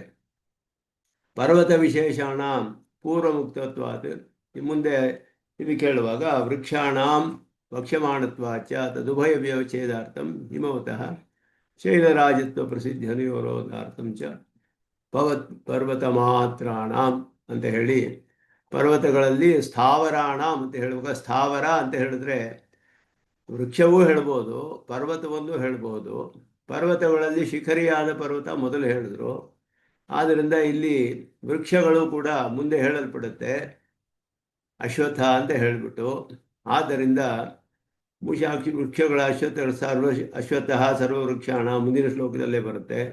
ಅಂದರೆ ಸ್ಥಾವರಾಣಾಂ ಹಿಮಾಲಯ ಅಂತ ಹೇಳುವಾಗ ಅದೆರಡನ್ನೂ ಪುನರುಕ್ತಿ ಇಲ್ಲದೆ ಇರುವ ಹಾಗೆ ಸಾಮಾನ್ಯವಾದ ಪರ್ವತಗಳಲ್ಲಿ ಪರ್ವತ ಮಾತ್ರಾಣ ಅಂತ ಇಲ್ಲಿ ಅರ್ಥ ಮಾಡಿ ಹಿಮವಾನ್ ಅಂತ ಅರ್ಥ ಮಾಡಿದ್ದಾರೆ. ಅಶ್ವತ್ಥ ಸರ್ವವೃಕ್ಷಾಣಾಂ ದೇವರ್ಷೀಣಾಂ ಚ ನಾರದಃ ಗಂಧರ್ವಾಣಾಂ ಚಿತ್ರರ್ಥಃ ಸಿದ್ಧಾನಾಂ ಕಪಿಲೋ ಮುನಿಃ ಉಚ್ಚೈಶ್ರವಸಂ ಅಶ್ವಾನಾಂ ವಿಧಿಮಾಂ ಅಮೃತೋದ್ಭವಂ ಐರಾವತಂ ಗಜೇಂದ್ರಾಣಾಂ ನರಾಣಾಂಚ ನರಾಧಿಪಂ ಆಯುಧಾನಾಮಹಂ ವಜ್ರಂ ಧೇನೂನಾಮಸ್ಮಿ ಕಾಮಧುಕ್ ಪ್ರಜನಶ್ಚಾಸ್ಮಿ ಕಂದರ್ಪಃ ಸರ್ಪಾಣಾಮಸ್ಮಿ ವಾಸುಕಿಃ ಅನಂತಶ್ಚಾಸ್ಮಿ ನಾಗಾನಾಂ ವರುಣಃ ಯಾದಸಾಮಹಂ ಪಿತೃಣಾಂ ಅರ್ಯಮಾ ಚಾಸ್ಮಿ ಯಮಃ ಸಂಯಮತಾಮಹಂ ಅಂತ ಹೇಳು. ಸರ್ವವೃಕ್ಷಾಣಾಂ ಸಮಸ್ತ ವೃಕ್ಷಗಳಲ್ಲಿಯೂ ನಾನು ಅಶ್ವತ್ಥ ವೃಕ್ಷನಾಗಿದ್ದೇನೆ. ದೇವರ್ಷೀಣಾಂ ದೇವರ್ಷಿಗಳಲ್ಲೆಲ್ಲ ನಾನು ನಾರದನು ಶ್ರೇಷ್ಠನಾದವನು. ಗಂಧರ್ವಾಣಾಂ ಚಿತ್ರರ್ಥಃ ರಾಜನಾದವನು, ಚಿತ್ರರ್ಥ ಅನ್ನುವನು ಪ್ರಸಿದ್ಧನಾದವನು ಗಂಧರ್ವಾನ್. ಸಿದ್ಧಾನಾಂ ಕಪಿಲೋ ಮುನಿ ಸಿದ್ಧರಲ್ಲೆಲ್ಲ ನಾನು ಕಪಿಲ ಮುನಿಯಾಗಿದ್ದೇನೆ, ಅವರಿಗೆ ಜನ್ಮತಃ ಸಿದ್ಧರು ಅಂತ ಹೇಳಲ್ಪಟ್ಟಿದೆ. ಉಚ್ಚೈಶ್ರವಸಂ ಅಶ್ವಾನಾಂ ಅಶ್ವಗಳಲ್ಲಿ ನಾನು ಉಚ್ಚೈಶ್ರವಸ್ ಅನ್ನುವ ಅಶ್ವವಾಗಿದ್ದೇನೆ. ಯಾವುದು ಅಂದರೆ ಅಮೃತೋದ್ಭವಂ ವಿದ್ಧಿಮಾಂ ಅಮೃತೋದ್ಭವಂ, ಅಮೃತಮಥನ ಕಾಲದಲ್ಲಿ ಉದ್ಭವವಾದ ಸಾಂಖ್ಯ ಉಚ್ಚೈಶ್ರವಸು ಶಾಸ್ತ್ರನ ಪ್ರಯೋಗಕರ್ತನ ಕಪಿಲ್ ಇದೆ, ಅವರೇನು ಕಪಿಲ್? ಹೇಳ್ತೀನಿ, ಅದು ವಿವರ ಬರುತ್ತೆ ಮುಂದೆ, ಅವಾಗ ಹೇಳ್ತೀನಿ. ದೇಶಿಕರೇ ಹೇಳ್ತಾರೆ. ಉಚ್ಚೈಶ್ರವಸಂ ಅಶ್ವಾನಾಂ ವಿದ್ಧಿಮಾಂ ಅಮೃತೋದ್ಭವಂ, ಅಮೃತಮಥನ ಕಾಲದಲ್ಲಿ ಉದ್ಭವವಾದಂತಹ ಉಚ್ಚೈಶ್ರವಸು ಅಶ್ವವು ನಾನೇ, ನನ್ನ ವಿಭೂತಿಯೇ. ಐರಾವತಂ ಗಜೇಂದ್ರ, ಇದಕ್ಕೆಲ್ಲ ವಿಸ್ತಾರವನ್ನು ಸ್ವಾಮಿ ದೇಶಿಕನ್ ಸ್ವಲ್ಪ ವಿಶೇಷವಾದ ಅರ್ಥಗಳನ್ನು ತಿಳಿಸ್ತಾರೆ ಮುಂದೆ. ಐರಾವತಂ ಗಜೇಂದ್ರಾಣ, ಗಜೇಂದ್ರ ಶ್ರೇಷ್ಠವಾದ ಗಜಗಳಲ್ಲಿ ನಾನು ಐರಾವತ. ನರಾಣಾಂಚ ನರಾಧಿಪಂ, ಸಾಮಾನ್ಯ ನರರಲ್ಲಿ ಮನುಷ್ಯರಲ್ಲಿ ರಾಜನು, ನಾನೇ ರಾಜ. ಆಯುಧಾನಾಮಹಂ ವಜ್ರಂ, ಆಯುಧಗಳಲ್ಲಿ ವಜ್ರಾಯುಧ. ಧೇನೂನಾಮಸ್ಮಿ ಕಾಮಧುಕ್, ಧೇನುಗಳೆಲ್ಲ ಶ್ರೇಷ್ಠವಾದ ಕಾಮಧೇನು. ಪ್ರಜನಶ್ಚಾಸ್ಮಿ ಕಂದರ್ಪಃ, ಉತ್ಪತ್ತಿ ಪ್ರಜನ ಅಂತ ಹೇಳಿದ್ರೆ ಪ್ರಜೋತ್ಪತ್ತಿಗೆ ಕಾರಣವಾದದ್ದು, ಅದರಲ್ಲಿ ನಾನು ಮನ್ಮಥನಾಗಿದ್ದೇನೆ. ಸರ್ಪಾಣಾಮಸ್ಮಿ ವಾಸುಕಿಹಿ, ಸರ್ಪಗಳಲ್ಲೆಲ್ಲ ವಾಸುಕಿಯು. ಅನಂತಶ್ಚಾಸ್ಮಿ ನಾಗಾನಾಂ ವರುಣಃ ಯಾದಸಾಮಹಂ ಹೇಳಿದ್ರು. ಆದಿಶೇಷ ಅನಂತಶ್ಚಾಸ್ಮಿ. ನಾಗ ಅಂತ ಹೇಳಿದ್ರೆ ಇಲ್ಲಿ ಸರ್ಪ ಅಂತ ಅರ್ಥ. ಸರ್ಪ ಅಂತ ಹೇಳಿ ಇವಾಗ ಸರ್ಪ ಅಂತ ಹೇಳಿ ಸರ್ಪ ಅಂತಾನೂ ಹೇಳಲ್ಪಟ್ಟಿದೆ. ಸರ್ಪಾಣಾಂ ವಾಸುಕಿ ನಾಗಾನಾಂ ಅನಂತಃ. ನಾಗ ಸರ್ಪ ಎರಡಕ್ಕೂ ಒಂದೇ ಅರ್ಥವಲ್ಲ ಅಂತ ಹೇಳಿದ್ರೆ, ಕೆಲವಕ್ಕೆ ಒಂದಕ್ಕೆ ಅನೇಕ ಹೆಡೆ ಉಳ್ಳದು, ಒಂದೇ ಹೆಡೆ ಉಳ್ಳದು, ಈ ರೀತಿ ಅರ್ಥವನ್ನು ಮಾಡಿದ್ದಾರೆ. ಅನಂತನಿಗೆ ಅನೇಕ ಹೆಡೆ ಉಳ್ಳದು. ಅನಂತಶ್ಚಾಸ್ಮಿ. ನಾಗ ಅಂತ ಹೇಳಿದ್ರೆ ಅನೇಕ ಹೆಡೆಗಳುಳ್ಳ ಸರ್ಪಗಳಲ್ಲಿ ನಾನು ಆದಿಶೇಷ, ಒಂದು ಹೆಡೆಯುಳ್ಳ ಸರ್ಪಗಳಲ್ಲಿ ವಾಸುಕಿ, ಈ ರೀತಿ ಅರ್ಥ ಮಾಡ್ತಾರೆ. ಹಾಗೆಯೇ ವರುಣಂ ಜಲವಾಸಿಗಳಲ್ಲಿ, ಯಾದಸಾಮ್ ಅಂದರೆ ಜಲವಾಸಿಯಾದವರಲ್ಲಿ ವರುಣನು ನಾನು. ಪಿತೃನಾಂ ಅರ್ಯಮಾಚಾಸ್ಮಿ, ಪಿತೃಗಳಿಗೆಲ್ಲ ರಾಜ ಅಂತ ಹೇಳಲ್ಪಟ್ಟವನು ಅರ್ಯಮ ಆಗಿದ್ದೇನೆ. ಯಮಃ ಸಂಯಮತಾಮಹಂ, ಎಲ್ಲ ದಂಡನೆ ಮಾಡುವವರಲ್ಲಿ ನಾನು ಯಮನಾಗಿದ್ದೇನೆ. ಈ ರೀತಿ ಸಾಮಾನ್ಯವಾಗಿ ಅರ್ಥಗಳನ್ನು ಹೇಳಿದ್ರು. ಇಲ್ಲಿ ಸ್ವಲ್ಪ ವಿಶೇಷವನ್ನು ಭಾಷಿಕಾರರು ತಿಳಿಸ್ತಾರೆ, ಪೂರ್ಣವಾಗಿ ವಿಶೇಷಗಳನ್ನು ಸ್ವಾಮಿ ದೇಶಿಕನ್ ತಿಳಿಸ್ತಾರೆ. ವೃಕ್ಷಾಣಾಂ ಪೂಜ್ಯ ಅಶ್ವತ್ಥಃ ಅಹಂ, ವೃಕ್ಷಗಳಲ್ಲಿ ಅಶ್ವತ್ಥಕ್ಕೆ ಯಾಕೆ ಶ್ರೇಷ್ಠತೆ ಅಂತ ಹೇಳಿ, ಪಾರಿಜಾತವೂ ಇದೆ. ಅಶ್ವತ್ಥಕ್ಕೆ ಯಾಕೆ ಅಂದರೆ ಪೂಜ್ಯವಾದ ವೃಕ್ಷಗಳಲ್ಲಿ ಅಶ್ವತ್ಥ ನಾನಾಗಿದ್ದೇನೆ ಅಂತ ಅರ್ಥ ಮಾಡಬೇಕು. ದೇವರ್ಷೀಣಾಂ ನಾರದಃ, ಅದು ಸ್ಪಷ್ಟವಾಗಿದೆ. ಕಾಮಧುಕ್ ದಿವ್ಯಾ ಸುರಭಿಹಿ, ಅದು ಕಾಮಧೇನು ಅಂತೇಳಿ ದಿವ್ಯವಾದ ಕಾಮಧೇನು ಅದು. ಜನನಹೇತು ಕಂದರ್ಪಶ್ಚ ಅಹಮಸ್ಮಿ, ಮಿಕ್ಕಿದಕ್ಕೆಲ್ಲ ಏನು ಹೇಳಲಿಲ್ಲ ಅವರು. ಜನನಕ್ಕೆ ಕಾರಣವಾದ ಕಂದರ್ಪ. ಸರ್ಪಾಹ ಏಕಶಿರಸಃ ನಾಗಾಹ ಬಹುಶಿರಸಃ, ಅನೇಕ ಹೆಡೆಗಳುಳ್ಳಂಥದ್ದು. ಯಾದಾಂಸಿ ಜಲವಾಸಿನಃ ಯೇಷಾಂ ವರುಣಃ ಅಹಂ ದಂಡಯತಾಂ ವೈವಸ್ವತಃ ಅಹಂ. ದಂಡನೆ ಮಾಡುವುದರಲ್ಲಿ ಯಮನಾಗಿದ್ದೇನೆ ನಾನು ಅಂತ ಹೇಳಿ ಇದು ಸಾಮಾನ್ಯವಾಗಿ ಅರ್ಥ. ಇದಕ್ಕೆ ಸ್ವಲ್ಪ ವಿವರಣೆಯನ್ನು ಸ್ವಾಮಿ ದೇಶಿಕನ್ ತೋರಿಸ್ತಾರೆ ಇಲ್ಲಿ. ಸರ್ವವೃಕ್ಷಾಣಾಮಿತಿ ಏತತ್ ಅನುಪಪನ್ನಂ ಪಾರಿಜಾತಾದಿ ಅಪೇಕ್ಷೆಯ ಅಶ್ವತ್ಥಸ್ಯ ನಿಕೃಷ್ಟತ್ವಾತ್. ಪಾರಿಜಾತಕ್ಕೆ ಹೋಲಿಸಿದ್ರೆ ಅಶ್ವತ್ಥವು ನಿಕೃಷ್ಟವಲ್ಲ ಅಂದರೆ ಪೂಜ್ಯವಾದ ವೃಕ್ಷಗಳಲ್ಲಿ ಪಾರಿಜಾತಾದೀನಾಮಪಿ ಅಶ್ವತ್ಥತ್ವ ಪೂಜ್ಯಸ್ತ್ವಂ ನಾಸ್ತಿ ಇತಿ ಭಾವಃ. ಅಶ್ವತ್ಥವತ್ ಪಾರಿಜಾತವನ್ನು ಅಶ್ವತ್ಥ ವೃಕ್ಷದಂತೆ ಪೂಜೆ ಮಾಡೋದಿಲ್ಲ. ಆದ್ದರಿಂದ ಅಶ್ವತ್ಥ ವೃಕ್ಷಕ್ಕೆ ಪೂಜ್ಯವಾದ ವೃಕ್ಷಗಳಲ್ಲಿ ಅಶ್ವತ್ಥಕ್ಕೆ ಒಂದು ಶ್ರೇಷ್ಠತೆ, ಅದು ನನ್ನ ವಿಭೂತಿ ಅಂತ ಹೇಳ್ತಾ ಇದ್ದಾರೆ. ದೇವಾಃ ಮಂತ್ರದರ್ಶಿನಃ ದೇವರ್ಷಯಃ. ದೇವರ್ಷಿಷು ನಾರದಸ್ಯ ಬಹುಪ್ರಕಾರಃ ಅತಿಶಯಃ ಬಹುಷು ಪ್ರದೇಶೇಷು ಮಹಾಭಾರತೆ ಇವ ಪ್ರಪಂಚಿತಃ. ದೇವತೆಗಳಲ್ಲಿ ಮಂತ್ರದರ್ಶಿಗಳಾದವರು ದೇವರ್ಷಿಗಳು ಅಂತ ಹೇಳಲ್ಪಟ್ಟಿದ್ದಾರೆ. ಋಷಿ ಅಂತ ಹೇಳಿದ್ರೆ ಮಂತ್ರದ್ರಷ್ಟಾರರು ಋಷಿಗಳು. ದೇವತೆಗಳಲ್ಲಿಯೂ ಮಂತ್ರದ್ರಷ್ಟಾರರು ಇದ್ದರೆ ಅವರು ದೇವರ್ಷಿಗಳಾಗ್ತಾರೆ. ಅವರಲ್ಲಿ ನಾರದರು ಅತಿಶಯವನ್ನು ಹೊಂದಿರುವವರು ಅಂತ ಹೇಳಿ ಮಹಾಭಾರತ ಮೊದಲಾದಲ್ಲಿ ಅನೇಕ ಕಡೆ ಕಂಡು ಬರುತ್ತೆ. ಚಿತ್ರರಥ ಅಂತ ಹೇಳೋದು ಗಂಧರ್ವ ರಾಜ. ಸಿದ್ಧಾನಾಂ ಅಂತ ಹೇಳಿ ಇವಾಗ ಹೇಳ್ತಾರೆ. ಕಪಿಲಃ ಸಿದ್ಧಾನಾಂ ಕಪಿಲೋ ಮುನಿ ಅನ್ನೋದಕ್ಕೆ ಸ್ವಾಮಿ ದೇಶಿಕನ್ ವಿವರಣೆ ಹೇಳ್ತಾರೆ ಇಲ್ಲಿ. ಪೂರ್ವ ಸಂಚಿತ ಸುಕೃತ ವಿಶೇಷವಶಾತ್ ಜನ್ಮ ಪ್ರವೃತ್ತಿ ಸಿದ್ಧ ಅಣಿಮಾದಿ ಐಶ್ವರ್ಯ ಸಿದ್ಧಾ. ಸಿದ್ಧರು ಅಂದರೆ ಯಾರು ಅಂತ ಮೊದಲು ಹೇಳ್ತಾರೆ. ಹಿಂದಿನ ಸಂಚಿತವಾದ ಪುಣ್ಯಗಳಿಂದ ಸುಕೃತ ವಿಶೇಷಗಳಿಂದ ಆ ಜನ್ಮ ಸಿದ್ಧವಾದ ಅವರಿಗೆ ಅಣಿಮಾದಿ ಐಶ್ವರ್ಯಗಳು, ಜನ್ಮದಿಂದಲೇ ಯಾರಿಗೆ ಸಿದ್ಧವಾಗಿದೆಯೋ ಅಣಿಮಾದಿ ಐಶ್ವರ್ಯಗಳಿದೆಯೋ ಅವರಿಗೆ ಸಿದ್ಧರು ಅಂತ ಹೆಸರು. ಆದಿವಿದ್ವಾನ್ ಸಿದ್ಧ ಇತಿ ಕಪಿಲಮಾಹುಗು. ಅವನಿಗೆ ಆದಿವಿದ್ವಾನ್ ಸಿದ್ಧ ಅಂತ ಹೇಳಲ್ಪಟ್ಟಿದೆ. ಅವನು ಹುಟ್ಟಿದಾಗಿಂದಲೇ ಅವನಿಗೆ ವಿದ್ವಾಂಸನಾಗಿದ್ದ ಅಂತ ಹೇಳಿಬಿಟ್ಟು ಕಪಿಲರಿಗೆ ಹೇಳಲ್ಪಟ್ಟಿದ್ದಾರೆ. ಉಪನಿಷತ್ ಹೇಳುತ್ತೆ ಋಷಿಂ ಪ್ರಸೂತಂ ಕಪಿಲಂ ಮಹಾಂತಂ ಅಂತ. ಉಪನಿಷತ್ತಿನಲ್ಲಿಯೂ ಕಪಿಲ ಋಷಿ ಅಂತ ಹೇಳಲ್ಪಟ್ಟಿದೆ. ಇದೆಲ್ಲ ಶ್ರುತಿಯ ಪ್ರಮಾಣವು. ಆಮೇಲೆ ಇದರಲ್ಲಿಯೂ ಕೂಡ ಸಗರನು ಇದು ಕಳಿಸುವಾಗ ಅವನ 60,000 ಮಕ್ಕಳು ಅವ್ರನ್ನ ಕಳಿಸ್ತಾನೆ, ಹೋಗಿ ಕುದುರೆಯನ್ನು ಹುಡ್ಕೊಂಬ ಅಂತ ಹೇಳಿಬಿಟ್ಟು ಆ ಭಗೀರಥನ ಕಥೆಯಲ್ಲಿ ಬರುವಂಥದ್ದು. ಆಗ ಅವರು ಆ ಕುದುರೆ ಒಬ್ಬ ಕಪಿಲ ಮಹರ್ಷಿ ಅಲ್ಲಿ ತಪಸ್ ಮಾಡ್ತಾ ಇರ್ತಾರೆ. ದದೃಶುಹು ಕಪಿಲಂ ತತ್ರ ವಾಸುದೇವಂ ಸನಾತನಂ. ವಾಸುದೇವನೇ ಅಲ್ಲಿ ಇದ್ದ, ಪರಮಾತ್ಮನೇ ಅಲ್ಲಿ ಕಪಿಲನಾಗಿ ಇದ್ದಾಗ ಅವನ ಹಿಂದೆ ಕುದುರೆ ಇರುತ್ತೆ. ಆಗ ಇವನೇ ಕದ್ದಿದ್ದಾನೆ ಅಂತ ತಿಳ್ಕೊಂಡು ಅವನ ಪ್ರಹಾರ ಮಾಡೋಕ್ಕೆ ಹೋದಾಗ ಅವನು ಕಣ್ಣು ಬಿಟ್ಟು ಅವ್ರನ್ನೆಲ್ಲ ಸುಟ್ಟು ಬೂದಿ ಮಾಡಿಬಿಡ್ತಾನೆ ಕಪಿಲರು ಅಂತ. ಅದು ಪರಮಾತ್ಮನೇ ಅಲ್ಲಿ ಸಾಕ್ಷಾತ್ತಾಗಿದ್ದ ಅಂತ ಹೇಳಲ್ಪಟ್ಟಿದೆ. ಆದ್ದರಿಂದ ಈಗ ಈ ಎಲ್ಲ ಪ್ರಮಾಣಗಳನ್ನು ನೋಡಿ ಏನು ನಿಶ್ಚಯ ಮಾಡಬೇಕು ಅಂದರೆ ಅಯಮಪಿ ಪರಶುರಾಮಾಧಿವತ್ ಅಂದರು. ಆವೇಶಾವತಾರ ಅಂತ ಅರ್ಥ. ಈ ಕಪಿಲರು ಅಂತ ಹೇಳಿರೋದು ಇದು ಸಾಂಖ್ಯವಕರ್ತ ಅಲ್ಲ, ಅದನ್ನು ಸ್ಪಷ್ಟ ಮಾಡ್ತಾರೆ ಸ್ವಾಮಿ ದೇಶಿಕನೇ ಹೇಳ್ತಾರೆ. ಇದು ಸಾಂಖ್ಯಕರ್ತ ಅಲ್ಲ. ಇವರು ಮಾಡಿರೋ ಸಾಂಖ್ಯವನ್ನು ಮಾಡಿದ ಕಪಿಲರು ಬೇರೆ, ಅವರು ಬೇರೆ. ಕಪಿಲರು ಸಾಕ್ಷಾತ್ತಾಗಿ ಆವೇಶಾವತಾರ. ಪರಶುರಾಮನಂತೆ ಕೆಲವು ಸಮಯದಲ್ಲಿ ಅವರಿಗೆ ಪರಮಾತ್ಮನ ಅವತಾರ ಆವೇಶವಾಗುತ್ತೆ, ಪೂರ್ಣಾವತಾರವಲ್ಲ. ರಾಮಕೃಷ್ಣಾದಿ ಅವತಾರಗಳಂತೆ ಆವೇಶಾವತಾರಗಳು ಅಂತ ಹೇಳಲ್ಪಟ್ಟಿದೆ. ಆವೇಶಾವತಾರಗಳಲ್ಲಿ ಪರಶುರಾಮದು ಪ್ರಸಿದ್ಧ. ಇವರು ಹಾಗೆಯೇ ಅಯಮಪಿ ಪರಶುರಾಮಾಧಿವತ್ ಅಂತ ಹೇಳಿದ್ರೆ ಆ ರೀತಿ ಆವೇಶಾವತಾರ ಅಂತ ಅರ್ಥ ಮಾಡ್ಕೊಳ್ಬೇಕು. ಆದ್ದರಿಂದ ಇವರು ಸಾಂಖ್ಯಕರ್ತ ಸಾಂಖ್ಯವಕ್ತ ಆದ ಕಪಿಲರು ಅಲ್ಲ ಅನ್ನರ್ಥ.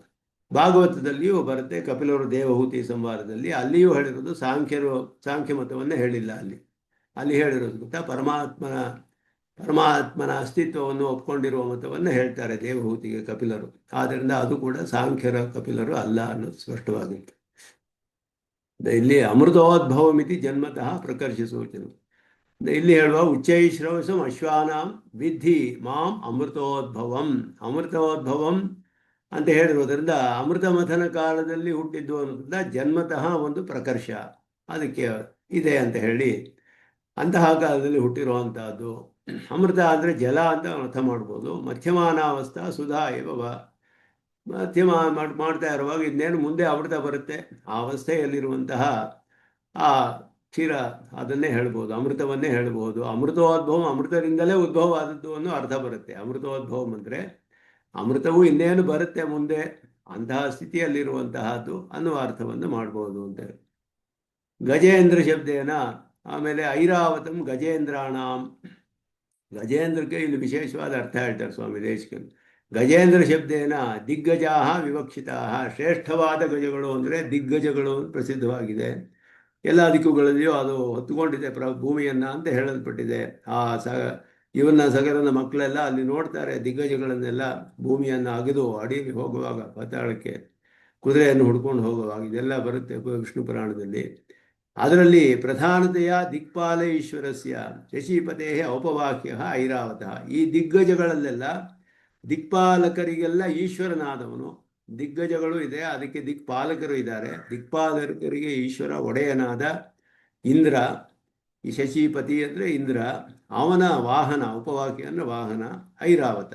ಆದ್ದರಿಂದ ಅದಕ್ಕೊಂದು ಶ್ರೇಷ್ಠತೆ.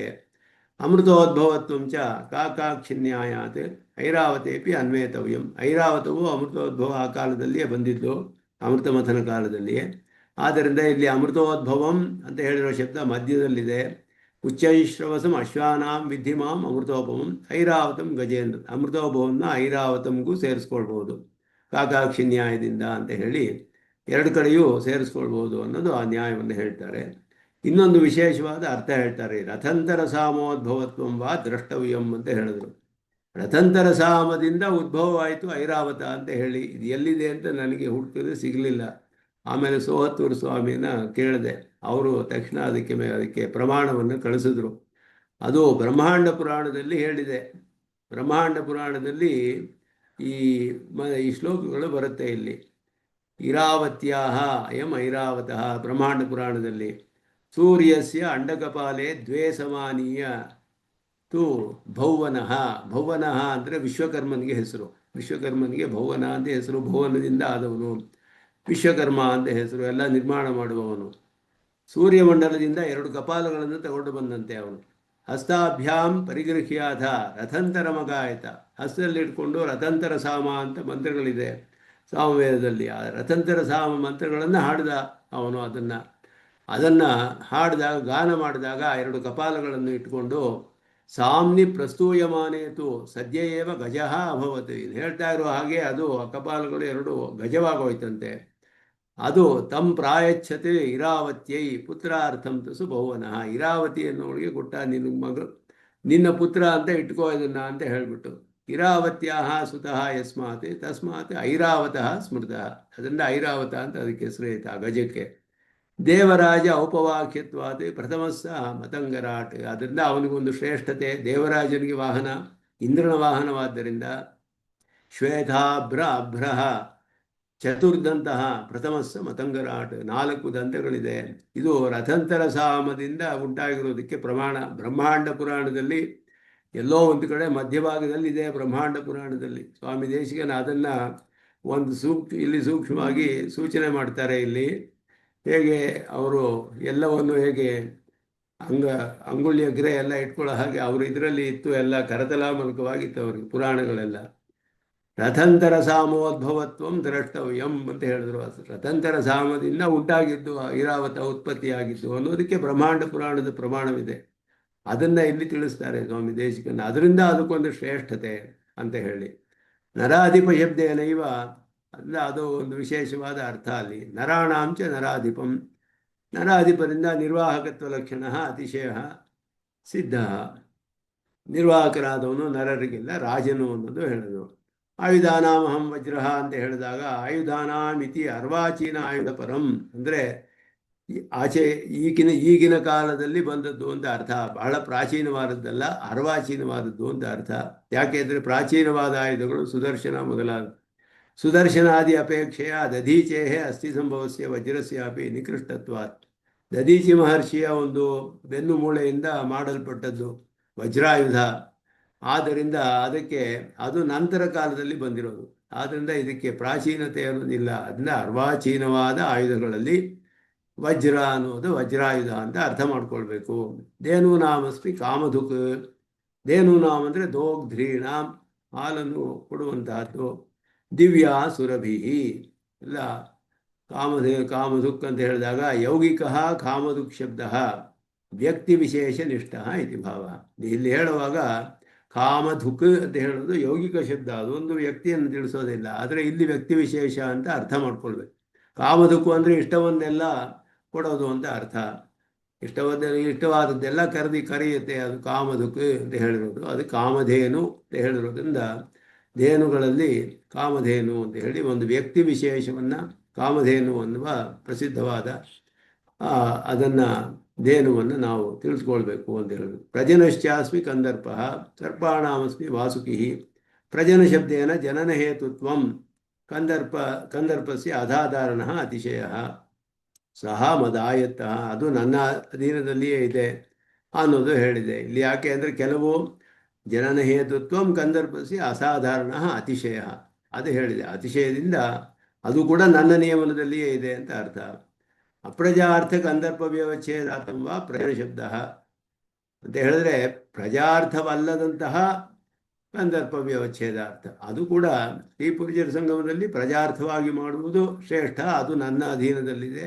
ಆ ಸ್ತ್ರೀ ಪುರುಷರ ಸಂಗಮಗಳಲ್ಲಿ ಪ್ರಜಾರ್ಥವಾಗಿ ಮಾಡುವ ಸಂಗಮವು ಶ್ರೇಷ್ಠವಾದದ್ದು ಅನ್ನೋದು ಇಲ್ಲಿ ಹೇಳಲ್ಪಡುತ್ತೆ. ಅದು ಇಲ್ಲಿ ಪ್ರಜನ ಶಬ್ದದಿಂದ ಹೇಳಲ್ಪಟ್ಟಿದೆ.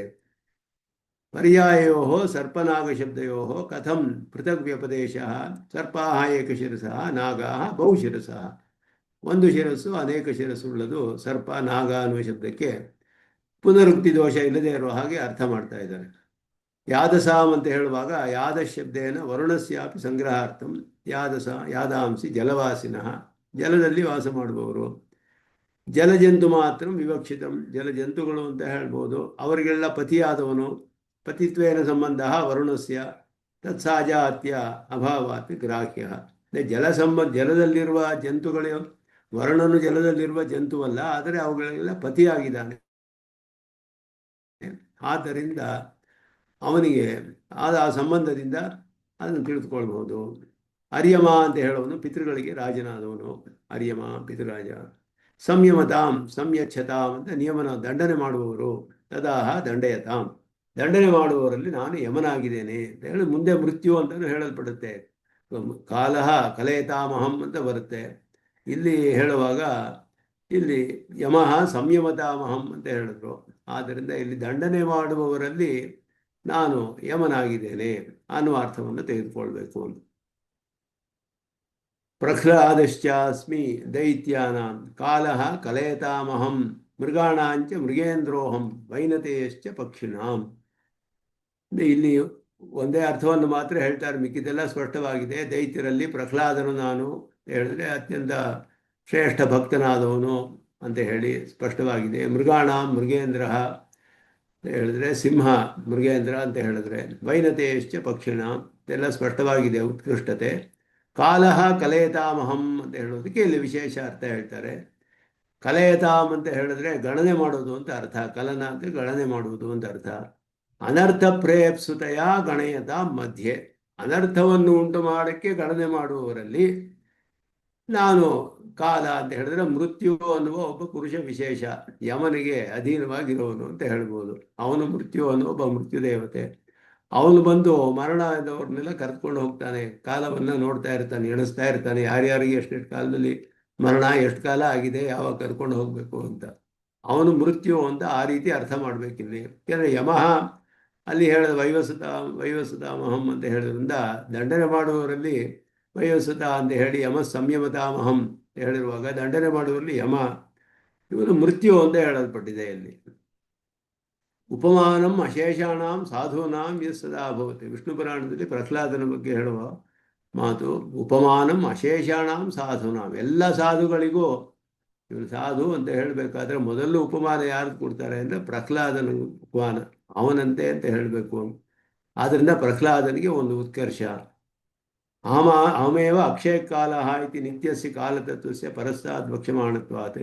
ಅಯಮೇವ ಅಕ್ಷಯ ಕಾಲ ಅಂತಲೂ ಮುಂದೆ ಹೇಳಲ್ಪಡುತ್ತೆ. ಕಾಲ ಕಲಯತಾಮಹಂ ಅಂತ ಇಲ್ಲೂ ಹೇಳಲ್ಪಟ್ಟಿದೆ.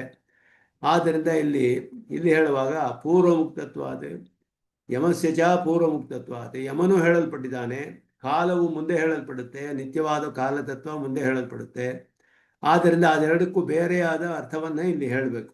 ಆದ್ದರಿಂದ ವ್ಯತಿರಿಕ್ತ ಪುರುಷ ವಿಶೇಷ ಮೃತ್ಯು ಅಂತ ಹೇಳಲ್ಪಟ್ಟಿದೆ. ಕಾಲ ಶಬ್ದೇನ ವಿವಕ್ಷಿತ ಕಾಲವು ಅಚೇತನವಾಗೋದಿಲ್ಲ. ಯಾಕೆಂದರೆ ಗಣಯಿತೃತ್ವ ಅನ್ನೋದು ಅಚೇತನಕ್ಕೆ ಬರೋದಿಲ್ಲ. ಅಚೇತನಸ್ಯ ಚ ಕಾಲಸ್ಯ ಗಣಯಿತೃತ್ವ ನಯುಜ್ಯತೆ ಕಲಯತಾಂ ಅಂತ ಹೇಳಿರೋದ್ರಿಂದ ಗಣನೆ ಮಾಡುವವರಲ್ಲಿ ನಾನು ಕಾಲನು ಅಂತ ಹೇಳಿರುವಾಗ ಅಚೇತನವು ಗಣನೆ ಮಾಡೋದಿಲ್ಲ, ಕಾಲ ಅಚೇತನವು. ಕಲಯತಾಮಿತ್ಯಸ್ಯ ವಿಜ್ಞಾತೃತ್ವ ಮಾತ್ರ ಬರುತ್ತವೆ. ತಿಳಿಯೋದು ಅಂತ ಹೇಳಿದ್ರೆ ಎಷ್ಟು ಕಾಲ ಆಗಿದೆ ಅಂತ ತಿಳಿತಾನೆ ಅಷ್ಟೇ ಅಂತ ಹೇಳೋದು ಅರ್ಥವಲ್ಲ. ಆದ್ದರಿಂದ ಅನರ್ಥವನ್ನು ಉಂಟು ಮಾಡೋಕ್ಕೆ ಗಣನೆ ಮಾಡುವವನು ಅಂತ ಅರ್ಥ ಮಾಡಿ ಮೃತ್ಯು ಅಂತ ಅರ್ಥ ಮಾಡಿದ್ದಾರೆ. ಕಾಲಸ್ಯ ನಿರ್ಧಾರಣ ಮಯುಕ್ತ ಅತಃ ತದುಚಿತಮರ್ಥ ವಿಶೇಷಂ ಅನರ್ಥ ಪ್ರಪ್ಸುನ ಅಂತ ಹೇಳಿ ಅನರ್ಥವನ್ನು ಉಂಟು ಮಾಡುವುದಕ್ಕೆ ಗಣನೆ ಮಾಡುವವರು ಅಂತ ಹೇಳಿ. ಮರಣಾದಿ ಅತಿರಿಕ್ತ ಅನರ್ಥ ನಹಿ ಇತಿ ಭಾವ. ಮರಣಕ್ಕಿಂತ ಅತಿರಿಕ್ತವಾದ ಅನರ್ಥವಿಲ್ಲವಲ್ಲ ಅಂತ ಎಲ್ಲರಿಗೂ ಆ ರೀತಿ ಒಂದು. ಮೃಗೇಂದ್ರ ಶಬ್ದೇನೈವ ಸಿಂಹಸ್ಯ ಅತಿಶಯ ಸಿದ್ಧ. ಮೃಗೇಂದ್ರ ಅಂದರೆ ಸಿಂಹವು ಒಂದು ಸ್ಪಷ್ಟವಾಗಿದೆ. ಪಕ್ಷಿಶು ವೈನತೇಶ ವೇಗಾತಿಶಯಾತೆ ವೇದಮಯತ್ವಾದಿನಾಚ ಉತ್ಕರ್ಷ. ವೇದಮಯ ಅಂತಾನು ಹೇಳಲ್ಪಟ್ಟಿದೆ, ವೇದದಲ್ಲಿ ಹೇಳಲ್ಪಟ್ಟಿದೆ ಅವನಿಗೆ ವೇದಮಯ ಅಂತ. ಅವನು ಗರುಡನಿಗೆ ಹಾಗೆಯೇ ವೇಗದ ಅತಿಶಯ ಹೊಂದುವುದಿರೋದ್ರಿಂದಲೂ ಕೂಡ ವೈನತೆಯ ಗತಿ ಅನ್ನೋದೇ ಹೇಳೋದ್ರಿಂದ ಪಕ್ಷಿಗಳಲ್ಲಿ ವೈನತೆಯ ಅಂತ ಹೇಳಲ್ಪಟ್ಟಿರೋದು. ಇದೆಲ್ಲ ನನ್ನ ವಿಭೂತಿ ಅಂದರೆ ನನ್ನ ನಿಯಮನದಲ್ಲಿ ಎಲ್ಲ ಉತ್ಕೃಷ್ಟವಾದ ಪದಾರ್ಥಗಳು ನನ್ನ ನಿಯಮನದಲ್ಲಿಯೇ ಇದೆ ಅನ್ನೋದು. ಪಕ್ಷಿಣಾಂ ವೈನತೆಯಶ್ಚ ಅಹಂ ಅಂತ ಹೇಳಿದ್ರೆ ಅವನಿಗೆ ಎಲ್ಲ ಉತ್ಕೃಷ್ಟ ಉಂಟು ಮಾಡಿದವು ನಾನೇ, ನನ್ನ ನಿಯಮದಲ್ಲಿ ಎಲ್ಲ ನಡೀತಾ ಇದೆ. ಪವನಃ ಪವತಾಮಸ್ಮಿ ರಾಮಃ ಶಸ್ತ್ರಭೃತಾಮಹಂ ಝಷಾಣಾಂ ಮಕರಶ್ಚ ಅಸ್ಮಿ ಸ್ರೋತಸಾಮಸ್ಮಿ ಜಾಹ್ನವಿ. ಪವನಃ ಪವತಾಮಸ್ಮಿ ಅಂತ ಹೇಳಿದ್ರು. ಯಾವುದೋ ಬೀಸುವುದರಲ್ಲೆಲ್ಲ ನಾನು ಪವನಃ ಅಂತ ಹೇಳಿ ಗಾಳಿ ಅಂತ ಆಗಿದ್ದೇನೆ, ಗಮನ ಸ್ವಭಾವ ಉಳ್ಳಂತಹದ್ದು, ಅದರಲ್ಲಿ ವಾಯುವಾಗಿದ್ದೇನೆ. ಶಸ್ತ್ರಭೃತಾಂ ರಾಮಃ ಆಯುಧವನ್ನು ಹಿಡಿಯುವವರಲ್ಲಿ ಶ್ರೀರಾಮನಾಗಿದ್ದೇನೆ. ಝಷಾಣಾಂ ಜಲಜಂತುಗಳಲ್ಲಿ ಮಕರಃ ಮೊಸಳೆ. ಸ್ರೋತಸಾಮಸ್ಮಿ ಜಾಹ್ನವಿ ಹರಿಯುವ ನದಿಗಳಲ್ಲಿ ಜಾಹ್ನವಿ ನದಿಯಾಗಿದ್ದೇನೆ ಅಂತ ಹೇಳಿ. ಪವತಾಂ ಪವತಾಂ ಅಂದರೆ ಗಮನ ಸ್ವಭಾವಾನಾಂ ಪವನಃ ಅಹಂ. ಗಮನ ಸ್ವಭಾವ ಉಳ್ಳಂತಹದ್ದು ಗಾಳಿ, ಅದರಲ್ಲಿ ನಾನು ಗಾಳಿಯಾಗಿದ್ದೇನೆ. ಶಸ್ತ್ರಭೃತಾಂ ರಾಮಃ ಅಹಂ. ಇಲ್ಲಿ ಶಸ್ತ್ರಭೃತಾಂ ರಾಮಃ ಅನ್ನುವಾಗ ವಿಶೇಷವಾದ ಅರ್ಥ ಹೇಳಬೇಕು. ಯಾಕೆ ಅಂದರೆ ಕೃಷ್ಣನಿಗೂ ರಾಮನಿಗೂ ವ್ಯತ್ಯಾಸವೇ ಇಲ್ಲ. ನಾನೇ ರಾಮ ಅಂತ ಹೇಳೋದ್ರಿಂದ ನನ್ನ ವಿಭೂತಿ ಅಂತ ಹೇಳಿದಾಗ ಆಗೋದಿಲ್ಲ. ರಾಮನು ಸಾಕ್ಷಾತ್ ಕೃಷ್ಣನೇ ಆಗಿರೋದ್ರಿಂದ ಅಲ್ಲಿ ವಿಭೂತಿ ಏನು ಅಂತ ಹೇಳಿದ್ರೆ ಶಸ್ತ್ರಭೃತ್ವಂ ಅತ್ರ ವಿಭೂತಿ ಅರ್ಥಾಂತರ ಅಭಾವಾತ್ ಅಂತ. ಶಸ್ತ್ರಭೃತ್ವ ಅವನು ಯಾವ ರೀತಿಯಲ್ಲಿ ಶಸ್ತ್ರವನ್ನು ಧರಿಸಿದ ಹಿಡ್ಕೊಂಡು ವ್ಯಾಪಾರಗಳನ್ನು ಮಾಡ್ತಾನಲ್ಲ, ಅದು ವಾಲ್ಮೀಕಿಗಳು ಹೇಳ್ತಾರೆ ಅದ್ಯ ರಾಮಸ್ಯ ರಾಮತ್ವಂ ಪಶ್ಯಂತು ಒಂದು. ರಾಮಸ್ಯ ರಾಮತ್ವಂ ಅಂತ ಹೇಳುವಾಗ ಅವನ ಒಂದು ಶಸ್ತ್ರವನ್ನು ಹಿಡಿದು ಅವನು ಪ್ರಯೋಗ ಮಾಡುವಂತಹ ವೈಖರಿ ರೀತಿ ಎಲ್ಲ ಇದೆಯಲ್ಲ, ಅವನ ಜೀವಮಂಗಳದಲ್ಲಿ ಶಸ್ತ್ರ ಧರಿಸುವಿಕೆ ಹೇಗಿದೆ ಅಂತ ಹೇಳಿದ್ರೆ, ಅವನು ಯಾವಾಗ ಅವನು ಬಾಣವನ್ನು ತೆಗೆದ, ಯಾವಾಗ ಹೂಡಿದ ಬಿಲ್ಲಿನಲ್ಲಿ, ಯಾವಾಗ ಬಿಟ್ಟ ಏನು ನೋಡಲಿಲ್ಲ ನಾನು ಅಂಚ ಅಂತ ಹೇಳಿಬಿಟ್ಟು ಶೂರ್ಪಣಕ ಬಂದು ವರ್ಣನೆ ಮಾಡ್ತಾಳೆ ರಾವಣನ ಹತ್ರ. ಬಾಣವನ್ನು ತೆಗೆದಿದ್ದೇ ನೋಡಲಿಲ್ಲ ನಾನು. ನ ಮುಂಚಂತಂ ಶಿಲೀಮುಖಾನೆ ನ ವಿಕರ್ಷಂತಂ ಪಶ್ಯಾಮಿ ರಾಮಂ ಸಂಯುಗೆ ಅಂತ ಹೇಳಿ ಹೇಗೆ ಅವನು ಯಾವ ರೀತಿಯಲ್ಲಿ ಮಾಡ್ದ ಅನ್ನೋದನ್ನು ಕಾಣಲೇ ಇಲ್ಲ. ರಾಕ್ಷಸರೆಲ್ಲ ಹತವಾಗ್ತಾ ಇದ್ದದ್ದಷ್ಟೇ ಕಂಡು ಬಂತು ಅಂತೇಳಿ. ಆ ರೀತಿ ಆ ಶಸ್ತ್ರಭೃತ್ವ ಅನ್ನೋದು ಅಲ್ಲಿ ವಿಶೇಷ. ಅವನಂತೆ ಶಸ್ತ್ರವನ್ನು ಹಿಡಿದವರು ಯಾರೂ ಇಲ್ಲ ಅಂತ ಅರ್ಥ. ಆ ರೀತಿ ಅದನ್ನು ಇಲ್ಲಿ ತೆಗೆದುಕೊಳ್ಬೇಕು ಅಂತ ಅರ್ಥ ಮಾಡ್ತಾರೆ. ಆದಿತ್ಯಾದಯಶ್ಚ ಕ್ಷೇತ್ರಜ್ಞಾಃ ಆತ್ಮತ್ವೇನ ಅವಸ್ಥಿತಸ್ಯ ಭಗವತಃ ಶರೀರತೆಯ ಧರ್ಮಭೂತಾಃ ಇತಿ ಶಸ್ತ್ರಭೃತ್ವಸ್ಥಾನೀಯಾಃ. ಅದೇ ರೀತಿ ಇಲ್ಲಿ ಇದನ್ನ ವಿವರಿಸ್ತಾರೆ. ಇಲ್ಲಿ ಈಗ ಆದಿತ್ಯ ಮೊದಲಾದವುಗಳು ಹೇಳಲ್ಪಟ್ಟರು, ಅವರಿಗೆಲ್ಲ ಹೇಳಲ್ಪಟ್ಟ ಅವರೆಲ್ಲ ಕ್ಷೇತ್ರಜ್ಞರು. ಕ್ಷೇತ್ರಜ್ಞರಾದ್ದರಿಂದ ಅವರೆಲ್ಲ ಪರಮಾತ್ಮನಿಗೆ ವಿಶೇಷಣವಾಗಿದ್ದಾರೆ. ಅವರಿಗೆಲ್ಲ ಆತ್ಮನಾಗಿದ್ದಾನೆ ಪರಮಾತ್ಮ. ಶರೀರಸ್ಥಾನೀಯರಾಗಿದ್ದಾರೆ ಅವರೆಲ್ಲ. ಭಗವತಃ ಶರೀರತೆಯ ಧರ್ಮಭೂತಾಃ, ಅವನ ಧರ್ಮಭೂತಂದರೆ ವಿಶೇಷಣ ಸ್ಥಾನದಲ್ಲಿ ಇದ್ದಾರೆ, ಅವರೆಲ್ಲ ಧರ್ಮವಾಗಿದ್ದಾರೆ. ಆದ್ದರಿಂದ ಶಸ್ತ್ರಭೃತ್ವ ಅನ್ನೋದು ಪರಮಾತ್ಮನ ಒಂದು ಧರ್ಮ, ಅದು ಇಲ್ಲಿ ಹೇಳಲ್ಪಟ್ಟಿದೆ ಅಂತ ಇಲ್ಲಿ ಹೇಳ್ತಾರೆ. ಆ ರೀತಿನೇ ಅರ್ಥ ಮಾಡಬೇಕು, ಬೇರೆ ಅರ್ಥ ಮಾಡೋಕ್ಕೆ ಸಾಧ್ಯವಿಲ್ಲ ಇಲ್ಲಿ ಅಂತ ಹೇಳಿಬಿಟ್ಟು. ಭವತಾಮಿತ್ಯನೇನ ಪವನ ಅಸಾಧಾರಣ ಕ್ರಿಯಾ ವಿವಕ್ಷಿತ ಚೇತೆ ನಿರ್ಧಾರಣಂ ನೋಪಬದ್ಧತೆ ಗಮನ ಸ್ವಭಾವನಾಮಿತಿ. ಪವತಾಂ ಅಂದರೆ ಅದೇ ಒಂದು ಪವನ ಅನ್ನುವ ಒಂದು ಅಸಾಧಾರಣವಾದ ಕ್ರಿಯೆ, ಬೀಸೋದು ಅಂತ ಹೇಳಿಬಿಟ್ಟು ಅದಲ್ಲ ಇಲ್ಲಿ. ಆದರೆ ಆ ಸ್ವಭಾವವನ್ನು ಉಳ್ಳ ಪದಾರ್ಥಗಳಲ್ಲಿ ಗಾಳಿ ವಾಯು ನಾನಾಗಿದ್ದೇನೆ ಪದಾರ್ಥವನ್ನೇ ಹೇಳ್ತಾ ಇರೋದ್ರಿಂದ ನಿರ್ಧಾರಣಾರ್ಥದಲ್ಲಿ ಅಜಸ್ರ ಗಮನಶೀಲಾನ ಮಿತಿ ಅರ್ಥ, ವೇಗವಾಗಿ ಹೋಗುವಂತಹದ್ದು, ತಡೆ ಇಲ್ಲದೆ ಹೋಗುವಂತಹದ್ದು. ಪವನ ಪ್ರೇರಿತ ಯವಿಹಿ ತಾರಕಾದಯ ಅಪಿ ಅಜಸ್ರಂ ಪರಿಭ್ರಮಂತಿ ಅಂದ ಗಾಳಿಯಿಂದಲೇ ಪ್ರೇರಿತವಾಗಿ ನಕ್ಷತ್ರಗಳೆಲ್ಲ ಸುತ್ತಾ ಇದೆ, ಯಾವಾಗಲೂ ಸುತ್ತಾನೇ ಇರುತ್ತೆ. ಆದ್ದರಿಂದ ಅದೆಲ್ಲ ವಾಯುವಿನ ಒಂದು ವಿಶೇಷವಾದ ಕಾರ್ಯ. ಆದ್ದರಿಂದ ಗಮನ ಸ್ವಭಾವವುಳ್ಳ ಪದಾರ್ಥಗಳಲ್ಲಿ ನಾನು ವಾಯುವಾಗಿದ್ದೇನೆ. ಸೋಮಪವನಾದಿಷು ದಿಶು ಇವ ಅತ್ರ ಶೋಧನಾನ್ವಯಿ ಗಮನಮಿಹ ಅವಿವಕ್ಷಿತಂ. ಸೋಮಪವನ ಮೊದಲಾದದ್ದೆಲ್ಲ ಇಲ್ಲಿ ಹೇಳಲ್ಪಟ್ಟಿಲ್ಲ. ಇಲ್ಲಿ ಶೋಧನಾನ್ವಯಿ ಗಮನಂ ಅಂದರೆ ಎಲ್ಲ ಶುದ್ಧಿ ಮಾಡುವಂತಹದ್ದು ಅಂತ ಅರ್ಥ. ಸೋಮಪವನ ಇದೆಯೇ ನೋಡ್ಬೇಕು, ಇದಕ್ಕೆ ಅರ್ಥಗಳನ್ನು ಏನು ಅಂತ. ಸೋಮಪವನಾದಿಶು ಅಂತ ಒಂದು ವಿಶೇಷವಾದ ಅರ್ಥವನ್ನೇ ಹೇಳ್ತಾರೆ ಇಲ್ಲಿ ಪವನಕ್ಕೆ. ಅದೇನು ಅರ್ಥ ಅಂತ ನೋಡಿ ಹೇಳ್ತೀನಿ ಆಮೇಲೆ, ಇದು ನಾನು ನೋಡಲಿಲ್ಲ. ಸೋಮಪವನಾದಿಶು ಇವ ಅತ್ರ ಶೋಧನಾನ್ವಯಿ ಗಮನಂ ಇಹ ಅವಿವಕ್ಷಿತಂ ಅಂತ ಹೇಳಿದ್ರು. ಶೋಧನಾನ್ವಯಿ ಶೋಧನವನ್ನು ಮಾಡುವಂತಹ ಗಮನ ಇಲ್ಲಿ ಹೇಳಲ್ಪಟ್ಟಿಲ್ಲ ಅಂತ ಇಲ್ಲಿ ಹೇಳ್ತಾರೆ. ಇದು ಏನು ಅಂತ ನೋಡಿ ಹೇಳ್ತೀನಿ ನಾನು ಆಮೇಲೆ ಮುಂದಿನ ಕ್ಲಾಸಿನಲ್ಲಿ. ರಾಮ ಶಸ್ತ್ರವೃತಾಮಹಮಿತಿ ಪರಶುರಾಮಸ್ಯಾಪಿ ಜೇತ ರಾವಣ ಹಂತ ರಾಮ ವಿವಕ್ಷಿತ ಇತಿ ತದುಚಿತಂ ಅಮೋಘ ಶಸ್ತ್ರತ್ವಲಕ್ಷಣಂ ಅತಿಶಯಮಾಹ ಶಸ್ತ್ರವೃತ್ತಮತ್ರ ವಿಭೂತಿ ಅಂತ ಹೇಳಿ. ಇಲ್ಲಿ ಅವನ ಶಸ್ತ್ರವನ್ನು ಹಿಡಿದಿದ್ದು ಹೇಗೆ ಅಂತ ಹೇಳಿದ್ರೆ, ಅವನು ಪರಶುರಾಮನ ತೇಜಸ್ಸೆಲ್ಲ ಶಾಂತವಾಗೋಯ್ತು. ಅವನ ಮುಂದೆ ವೈಷ್ಣವ ಧನಸ್ಸನ್ನು ಎತ್ತಿ ಹಿಡಿದ ತಕ್ಷಣ ಪರಶುರಾಮನ ತೇಜಸ್ಸೆಲ್ಲ ಶಾಂತವಾಗಿ ದೀನನಾಗಿ ಅವನನ್ನು ನೋಡಿದಂತೆ. ರಾಮೋ ರಾಮಮುದೈಕ್ಷತ, ದೀನನಾಗಿ ನೋಡಿದ ಅವನು ಪರಶುರಾಮ. ಅವನ ತೇಜಸ್ಸೆಲ್ಲ ಹೋಗ್ಬಿಡ್ತು. ಅವನು ವೈಷ್ಣವ ಧನಸ್ಸು ಕೈಯಿಂದ ತೆಗೆದುಕೊಂಡ ತಕ್ಷಣ ಪರಶುರಾಮನ ತೇಜಸ್ಸೆಲ್ಲ ಹೋಗ್ಬಿಡ್ತು ಅಂತ ರಾಮಾಯಣದಲ್ಲಿ ಹೇಳ್ತಾರೆ. ಅಂತಹ ಅವನ ಶಸ್ತ್ರಭೃತ್ವ ಅದನ್ನು ಅದುವೇ ಇಲ್ಲಿ ವಿಭೂತಿ.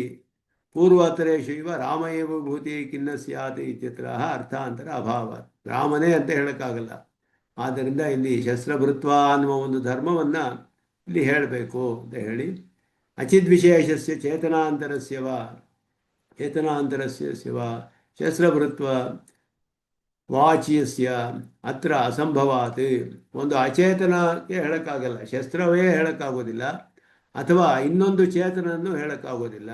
ಆದ್ದರಿಂದ ಇಲ್ಲಿ ಶಸ್ತ್ರಭೃತ್ವ ಅನ್ನೋದು ಅವನ ದಿವ್ಯಮಂಗಳ ವಿಗ್ರಹದಲ್ಲಿ ಅವನ ಶಸ್ತ್ರವನ್ನು ಧರಿಸಿರುವ ಬಗೆ ಹೇಗಿದೆಯೋ ಅದನ್ನು ಇಲ್ಲಿ ಹೇಳ್ತಿದ್ದ. ಅವನ ಶರೀರ ದಿವ್ಯಮಂಗಳ ವಿಗ್ರಹ ಅಂತಲೇ ಇಟ್ಕೋಬೇಕಿಲ್ಲಿ. ರಾಮ ಅಂತ ಹೇಳಿದ್ರೆ ಶಸ್ತ್ರಭೃತ್ವ ಅಂತ ಹೇಳೋದು ಅವನು ಹೇಗೆ ಶಸ್ತ್ರವನ್ನು ಧರಿಸಿ ಪ್ರಯೋಗ ಮಾಡ್ತಾನಲ್ಲ ಆ ಒಂದು ಅರ್ಥದಲ್ಲಿ ನಾವು ತೆಗೆದುಕೋಬೇಕು ಅಂತ ಹೇಳ್ತಾರೆ. ಅರ್ಥಾಂತರಾಣ ಮಧ್ಯೆ ಅಸಾಧಾರಣ ಧರ್ಮ ವಿಶೇಷ ನಿರ್ದೇಶ ರೀತಿಭಂಗ ಆದಿತ್ಯಾದಯ. ಯಾಕೆಂದರೆ ಆದಿತ್ಯರು ಮೊದಲಾದವರು ಕೂಡ ಶರೀರ ಸ್ಥಾನೀಯರಾಗಿದ್ದಾರೆ. ಅದೇ ರೀತಿಯೇ ಇವನಿಗೆ ಆ ಶಸ್ತ್ರಭೃತ್ವ ಅನ್ನೋದು ತನ್ನ ದಿವ್ಯಮಂಗಳ ವಿಗ್ರಹದಲ್ಲಿ ಅವನು ಧರಿಸಿರುವ ಶಸ್ತ್ರಗಳನ್ನು ಧರಿಸಿರುವುದು ಇಲ್ಲಿ ಅವನ ವಿಭೂತಿ. ಈ ರೀತಿ ಶಸ್ತ್ರವನ್ನು ಯಾರ್ಯಾರು ಧರಿಸಿದಾರೋ ಲೋಕದಲ್ಲಿ ಅವರೆಲ್ಲ ರಾಮನಂತೆ ಶಸ್ತ್ರವನ್ನು ಧರಿಸಿರುವವರು ಯಾರೂ ಇಲ್ಲ ಅನ್ನುವ ಅರ್ಥವನ್ನು ಇಲ್ಲಿ ತೆಗೆದುಕೊಳ್ಬೇಕು. ಸಾಕ್ಷಾತ್ ರಾಮನೇ ಅಂತ ಅರ್ಥವಲ್ಲ ಇಲ್ಲಿ, ಅದನ್ನು ಇಲ್ಲಿ ಸ್ಪಷ್ಟಪಡಿಸ್ತಾರೆ. ಶಸ್ತ್ರಭೃತ್ವಸ್ಯ ಅನ್ಯೇಷಾಂಚ ಭಗವಂತಂ ಧರ್ಮಿಣಂ ಪ್ರತಿ ಧರ್ಮತ್ವಂ ಅವಿಶಿಷ್ಟಂ ಈ ಏಕೈವ ರೀತಿ ನಿರ್ಧಾರಣ ಅನಿರ್ಧಾರಣ ಭೇದವತ್ ಮುಖಭೇದ ಮಾತ್ರ ದೋಷ ಇತಿ ಭಾವ. ಇಲ್ಲಿ ನಿರ್ಧಾರಣಾರ್ಥದಲ್ಲಿ ಹೇಳಬೇಕು, ಅನಿರ್ಧಾರಣ ಅಂತ ಹೇಳಬೇಕು ಅಂತ ಹೇಳೋದ್ರಿಂದ ಇಲ್ಲಿ ಧರ್ಮಿಣಂ ಪ್ರತಿ ಶಸ್ತ್ರಭೃತ್ವಸ್ಯ ಅನ್ಯೇಷಾಂಚ ಭಗವಂತಂ ಧರ್ಮಿಣಂ ಪ್ರತಿ ಧರ್ಮತ್ವಂ ಅವಿಶಿಷ್ಟಂ. ಮಿಕ್ಕವರಿಗೂ ಕೂಡ ಎಲ್ಲವೂ ಕೂಡ ಪರಮಾತ್ಮನಿಗೆ ಎಲ್ಲವೂ ಧರ್ಮವಾಗಿದ್ದಾರೆ. ಆದಿತ್ಯ ಮೊದಲಾದವರು ಕೂಡ ಅವನ ಶರೀರ ಸ್ಥಾನೀಯರಾಗಿ ಅವನಿಗೆ ಧರ್ಮವೇ ಆಗಿದ್ದಾರೆ. ಆದ್ದರಿಂದ ಇಲ್ಲಿ ಆದಿತ್ಯ ಶಬ್ದೇನ ಜ್ಯೋತಿಷಾಂ ರವಿರಂಶುಮಾನ್ ಇತ್ಯುಕ್ತೋ ರವಿ ವಿವಕ್ಷಿತ. ಆದಿತ್ಯಾನಾಮಹಂ ವಿಷ್ಣು ಇತಿ ಯುಕ್ತಃ ಅಥವಾ ಆದಿತ್ಯ ರಾಮತುಲ್ಯ, ಅದು ಬೇರೆ ಅರ್ಥ ಅಂತ ಹೇಳೋದು. ಮಕರ ಮಸ್ತಿರಾಜ ಸ್ರೋತಸ್ಸು ಜಾಹ್ನವ್ಯಾ ವಿಷ್ಣುಪದೋದ್ಭವತ್ವ ಸರ್ವಜ್ಞ ಶಿರೋಧೃತತ್ವ ತ್ರೈಲೋಕ್ಯ ಪ್ರವರ್ತತ್ವಾದಿಭಿ ಅತಿಶಯ.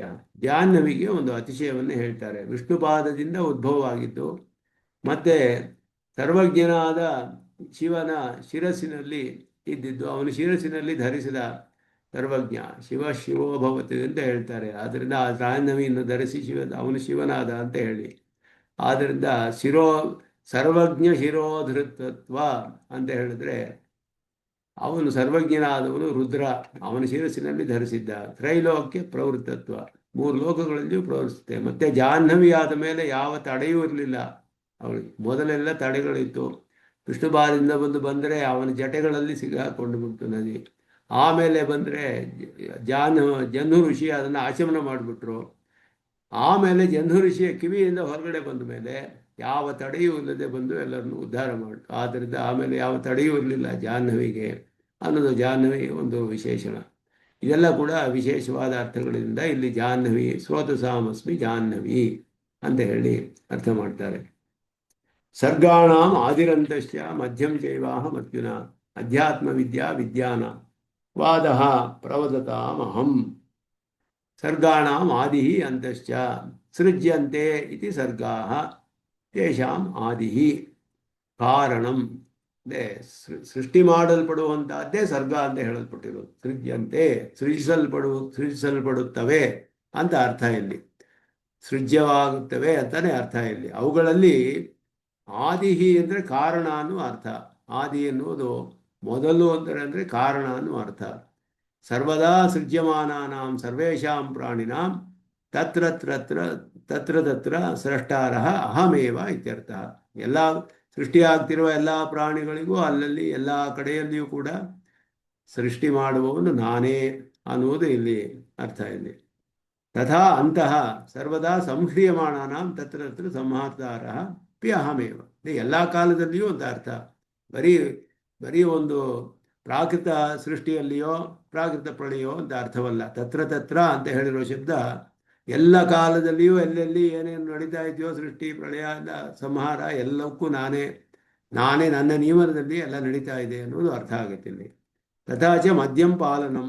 ಮಧ್ಯ ಅನ್ನೋದು ಸ್ಪಷ್ಟ ಪಾಲನೆ ಸ್ಥಿತಿಯನ್ನು ತಿಳಿಸುತ್ತೆ. ಸರ್ವದಾ ಪಾಲ್ಯಮಾನಾನಾಂ ಪಾಲಯಿತಾರಶ್ಚ ಅಹಮೇವ. ಎಲ್ಲ ಸ್ಥಿತಿ ಉಂಟು ಮಾಡೋಕ್ಕೆ ಕಾರಣವಾದ ರಕ್ಷಣೆ ಮಾಡಲ್ಪಡುವಂಥ ಎಲ್ಲರೂ ಯಾರ್ಯಾರು ಪೋಷಣೆ ಮಾಡ್ತಾರೋ ರಕ್ಷಣೆ ಮಾಡ್ತಾರೋ ಅವಳೆಲ್ಲ ನಾನೇ ಆಗಿದ್ದೇನೆ. ಅದೇ ರೀತಿ ಅಧ್ಯಾತ್ಮ ವಿದ್ಯಾ ವಿದ್ಯಾನ ವಾದ ಪ್ರವದತಾಮಹಂ ಜಲ್ಪ ವಿತಂಡಾದಿ ಕುರ್ವತಾಂ ತತ್ವನಿರ್ಣಯಾಯ ಪ್ರವೃತ್ತ ವಾದ ಯಹ ಸಹ ಅಹಂ. ಕಥಾ ಅಂತ ಹೇಳಲ್ಪಟ್ಟಿರೋದು ನ್ಯಾಯದರ್ಶನದಲ್ಲಿ 3 ಕಥಾ ಅನ್ನೋದು 3 ಹೇಳಲ್ಪಟ್ಟಿದೆ. ವಾದ ಜಲ್ಪ ವಿತಂಡ ಅಂತ ಹೇಳಿ 3ಕ್ಕೂ ಕಥಾ ಅಂತ ಹೆಸರು. ಕಥಾ ಅಂತ ಹೇಳಿ ನ್ಯಾಯದರ್ಶನದಲ್ಲಿ ಹೇಳ್ತಾರೆ. ವಾದ ಜಲ್ಪ ವಿತಂಡ ಅಂತ. ವಾದ ಅಂತ ಹೇಳುವಾಗ ತತ್ವನಿರ್ಣಯಕ್ಕಾಗಿ ಪ್ರವೃತ್ತವಾದದ್ದು. ಅವರವರ ಸಿದ್ಧಾಂತಗಳನ್ನು ಅವರು ಮಂಡಿಸ್ತಾರೆ, ಅದಕ್ಕೆ ವಾದ ಅಂತ ಹೆಸರು.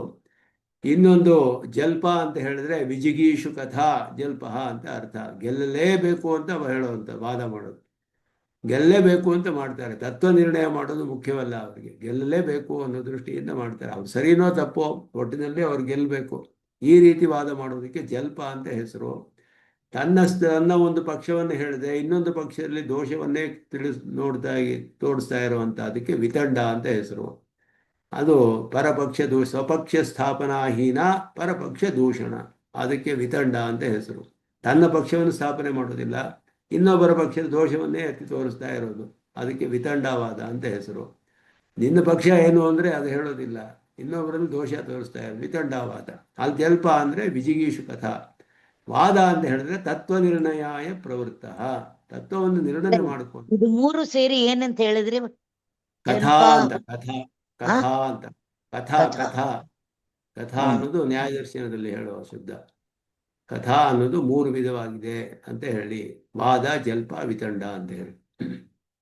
ಅದಕ್ಕೆ ವಿಜಿಗೀಷು ಕಥಾ ಜಲ್ಪ ಅಂತ ಅರ್ಥ. ಕಥಾ ಸರ್ಗ ಶಬ್ದೇನ ಸೃಷ್ಟಿ ಮಾತ್ರ ವಿವಕ್ಷಾಯಾಂ. ಸರ್ಗದಿಂದ ಸರ್ಗ ಅಂದರೆ ಸೃಷ್ಟಿ ಅಂತಲೂ ಅರ್ಥ ಬರುತ್ತೆ, ಆದರೆ ಸೃಜ್ಯರಾಗುವ ಪದಾರ್ಥಗಳು ಅಂತಾನೆ ಅರ್ಥ ಇಲ್ಲಿ.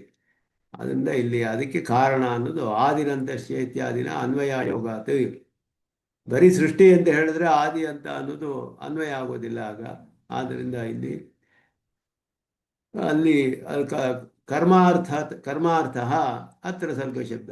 ಕರ್ಮಾರ್ಥ ಅಂದರೆ ಸೃಜ್ಯಲ್ಪಡುವ ಪದಾರ್ಥಗಳು ಅಂತ, ಸೃಜಿಸಲ್ಪಡುವ ಪದಾರ್ಥಗಳು ಕರ್ಮಾರ್ಥದಲ್ಲಿ ಹೇಳಲ್ಪಟ್ಟಿದೆ. ಸೃಜ್ಯಂತೆ ಇತಿ ಸರ್ಗಾಹ ಅಂತ ಹೇಳಿ ಕರ್ಮ ವ್ಯುತ್ಪತ್ತಿ. ಆದಿ ಮಧ್ಯಾಂತ ಶಬ್ದಾನಾಂ ಅತ್ರ ಅವಯವ ವಿಶೇಷಾದಿ ಅರ್ಥತಾ ನಯುಕ್ತ.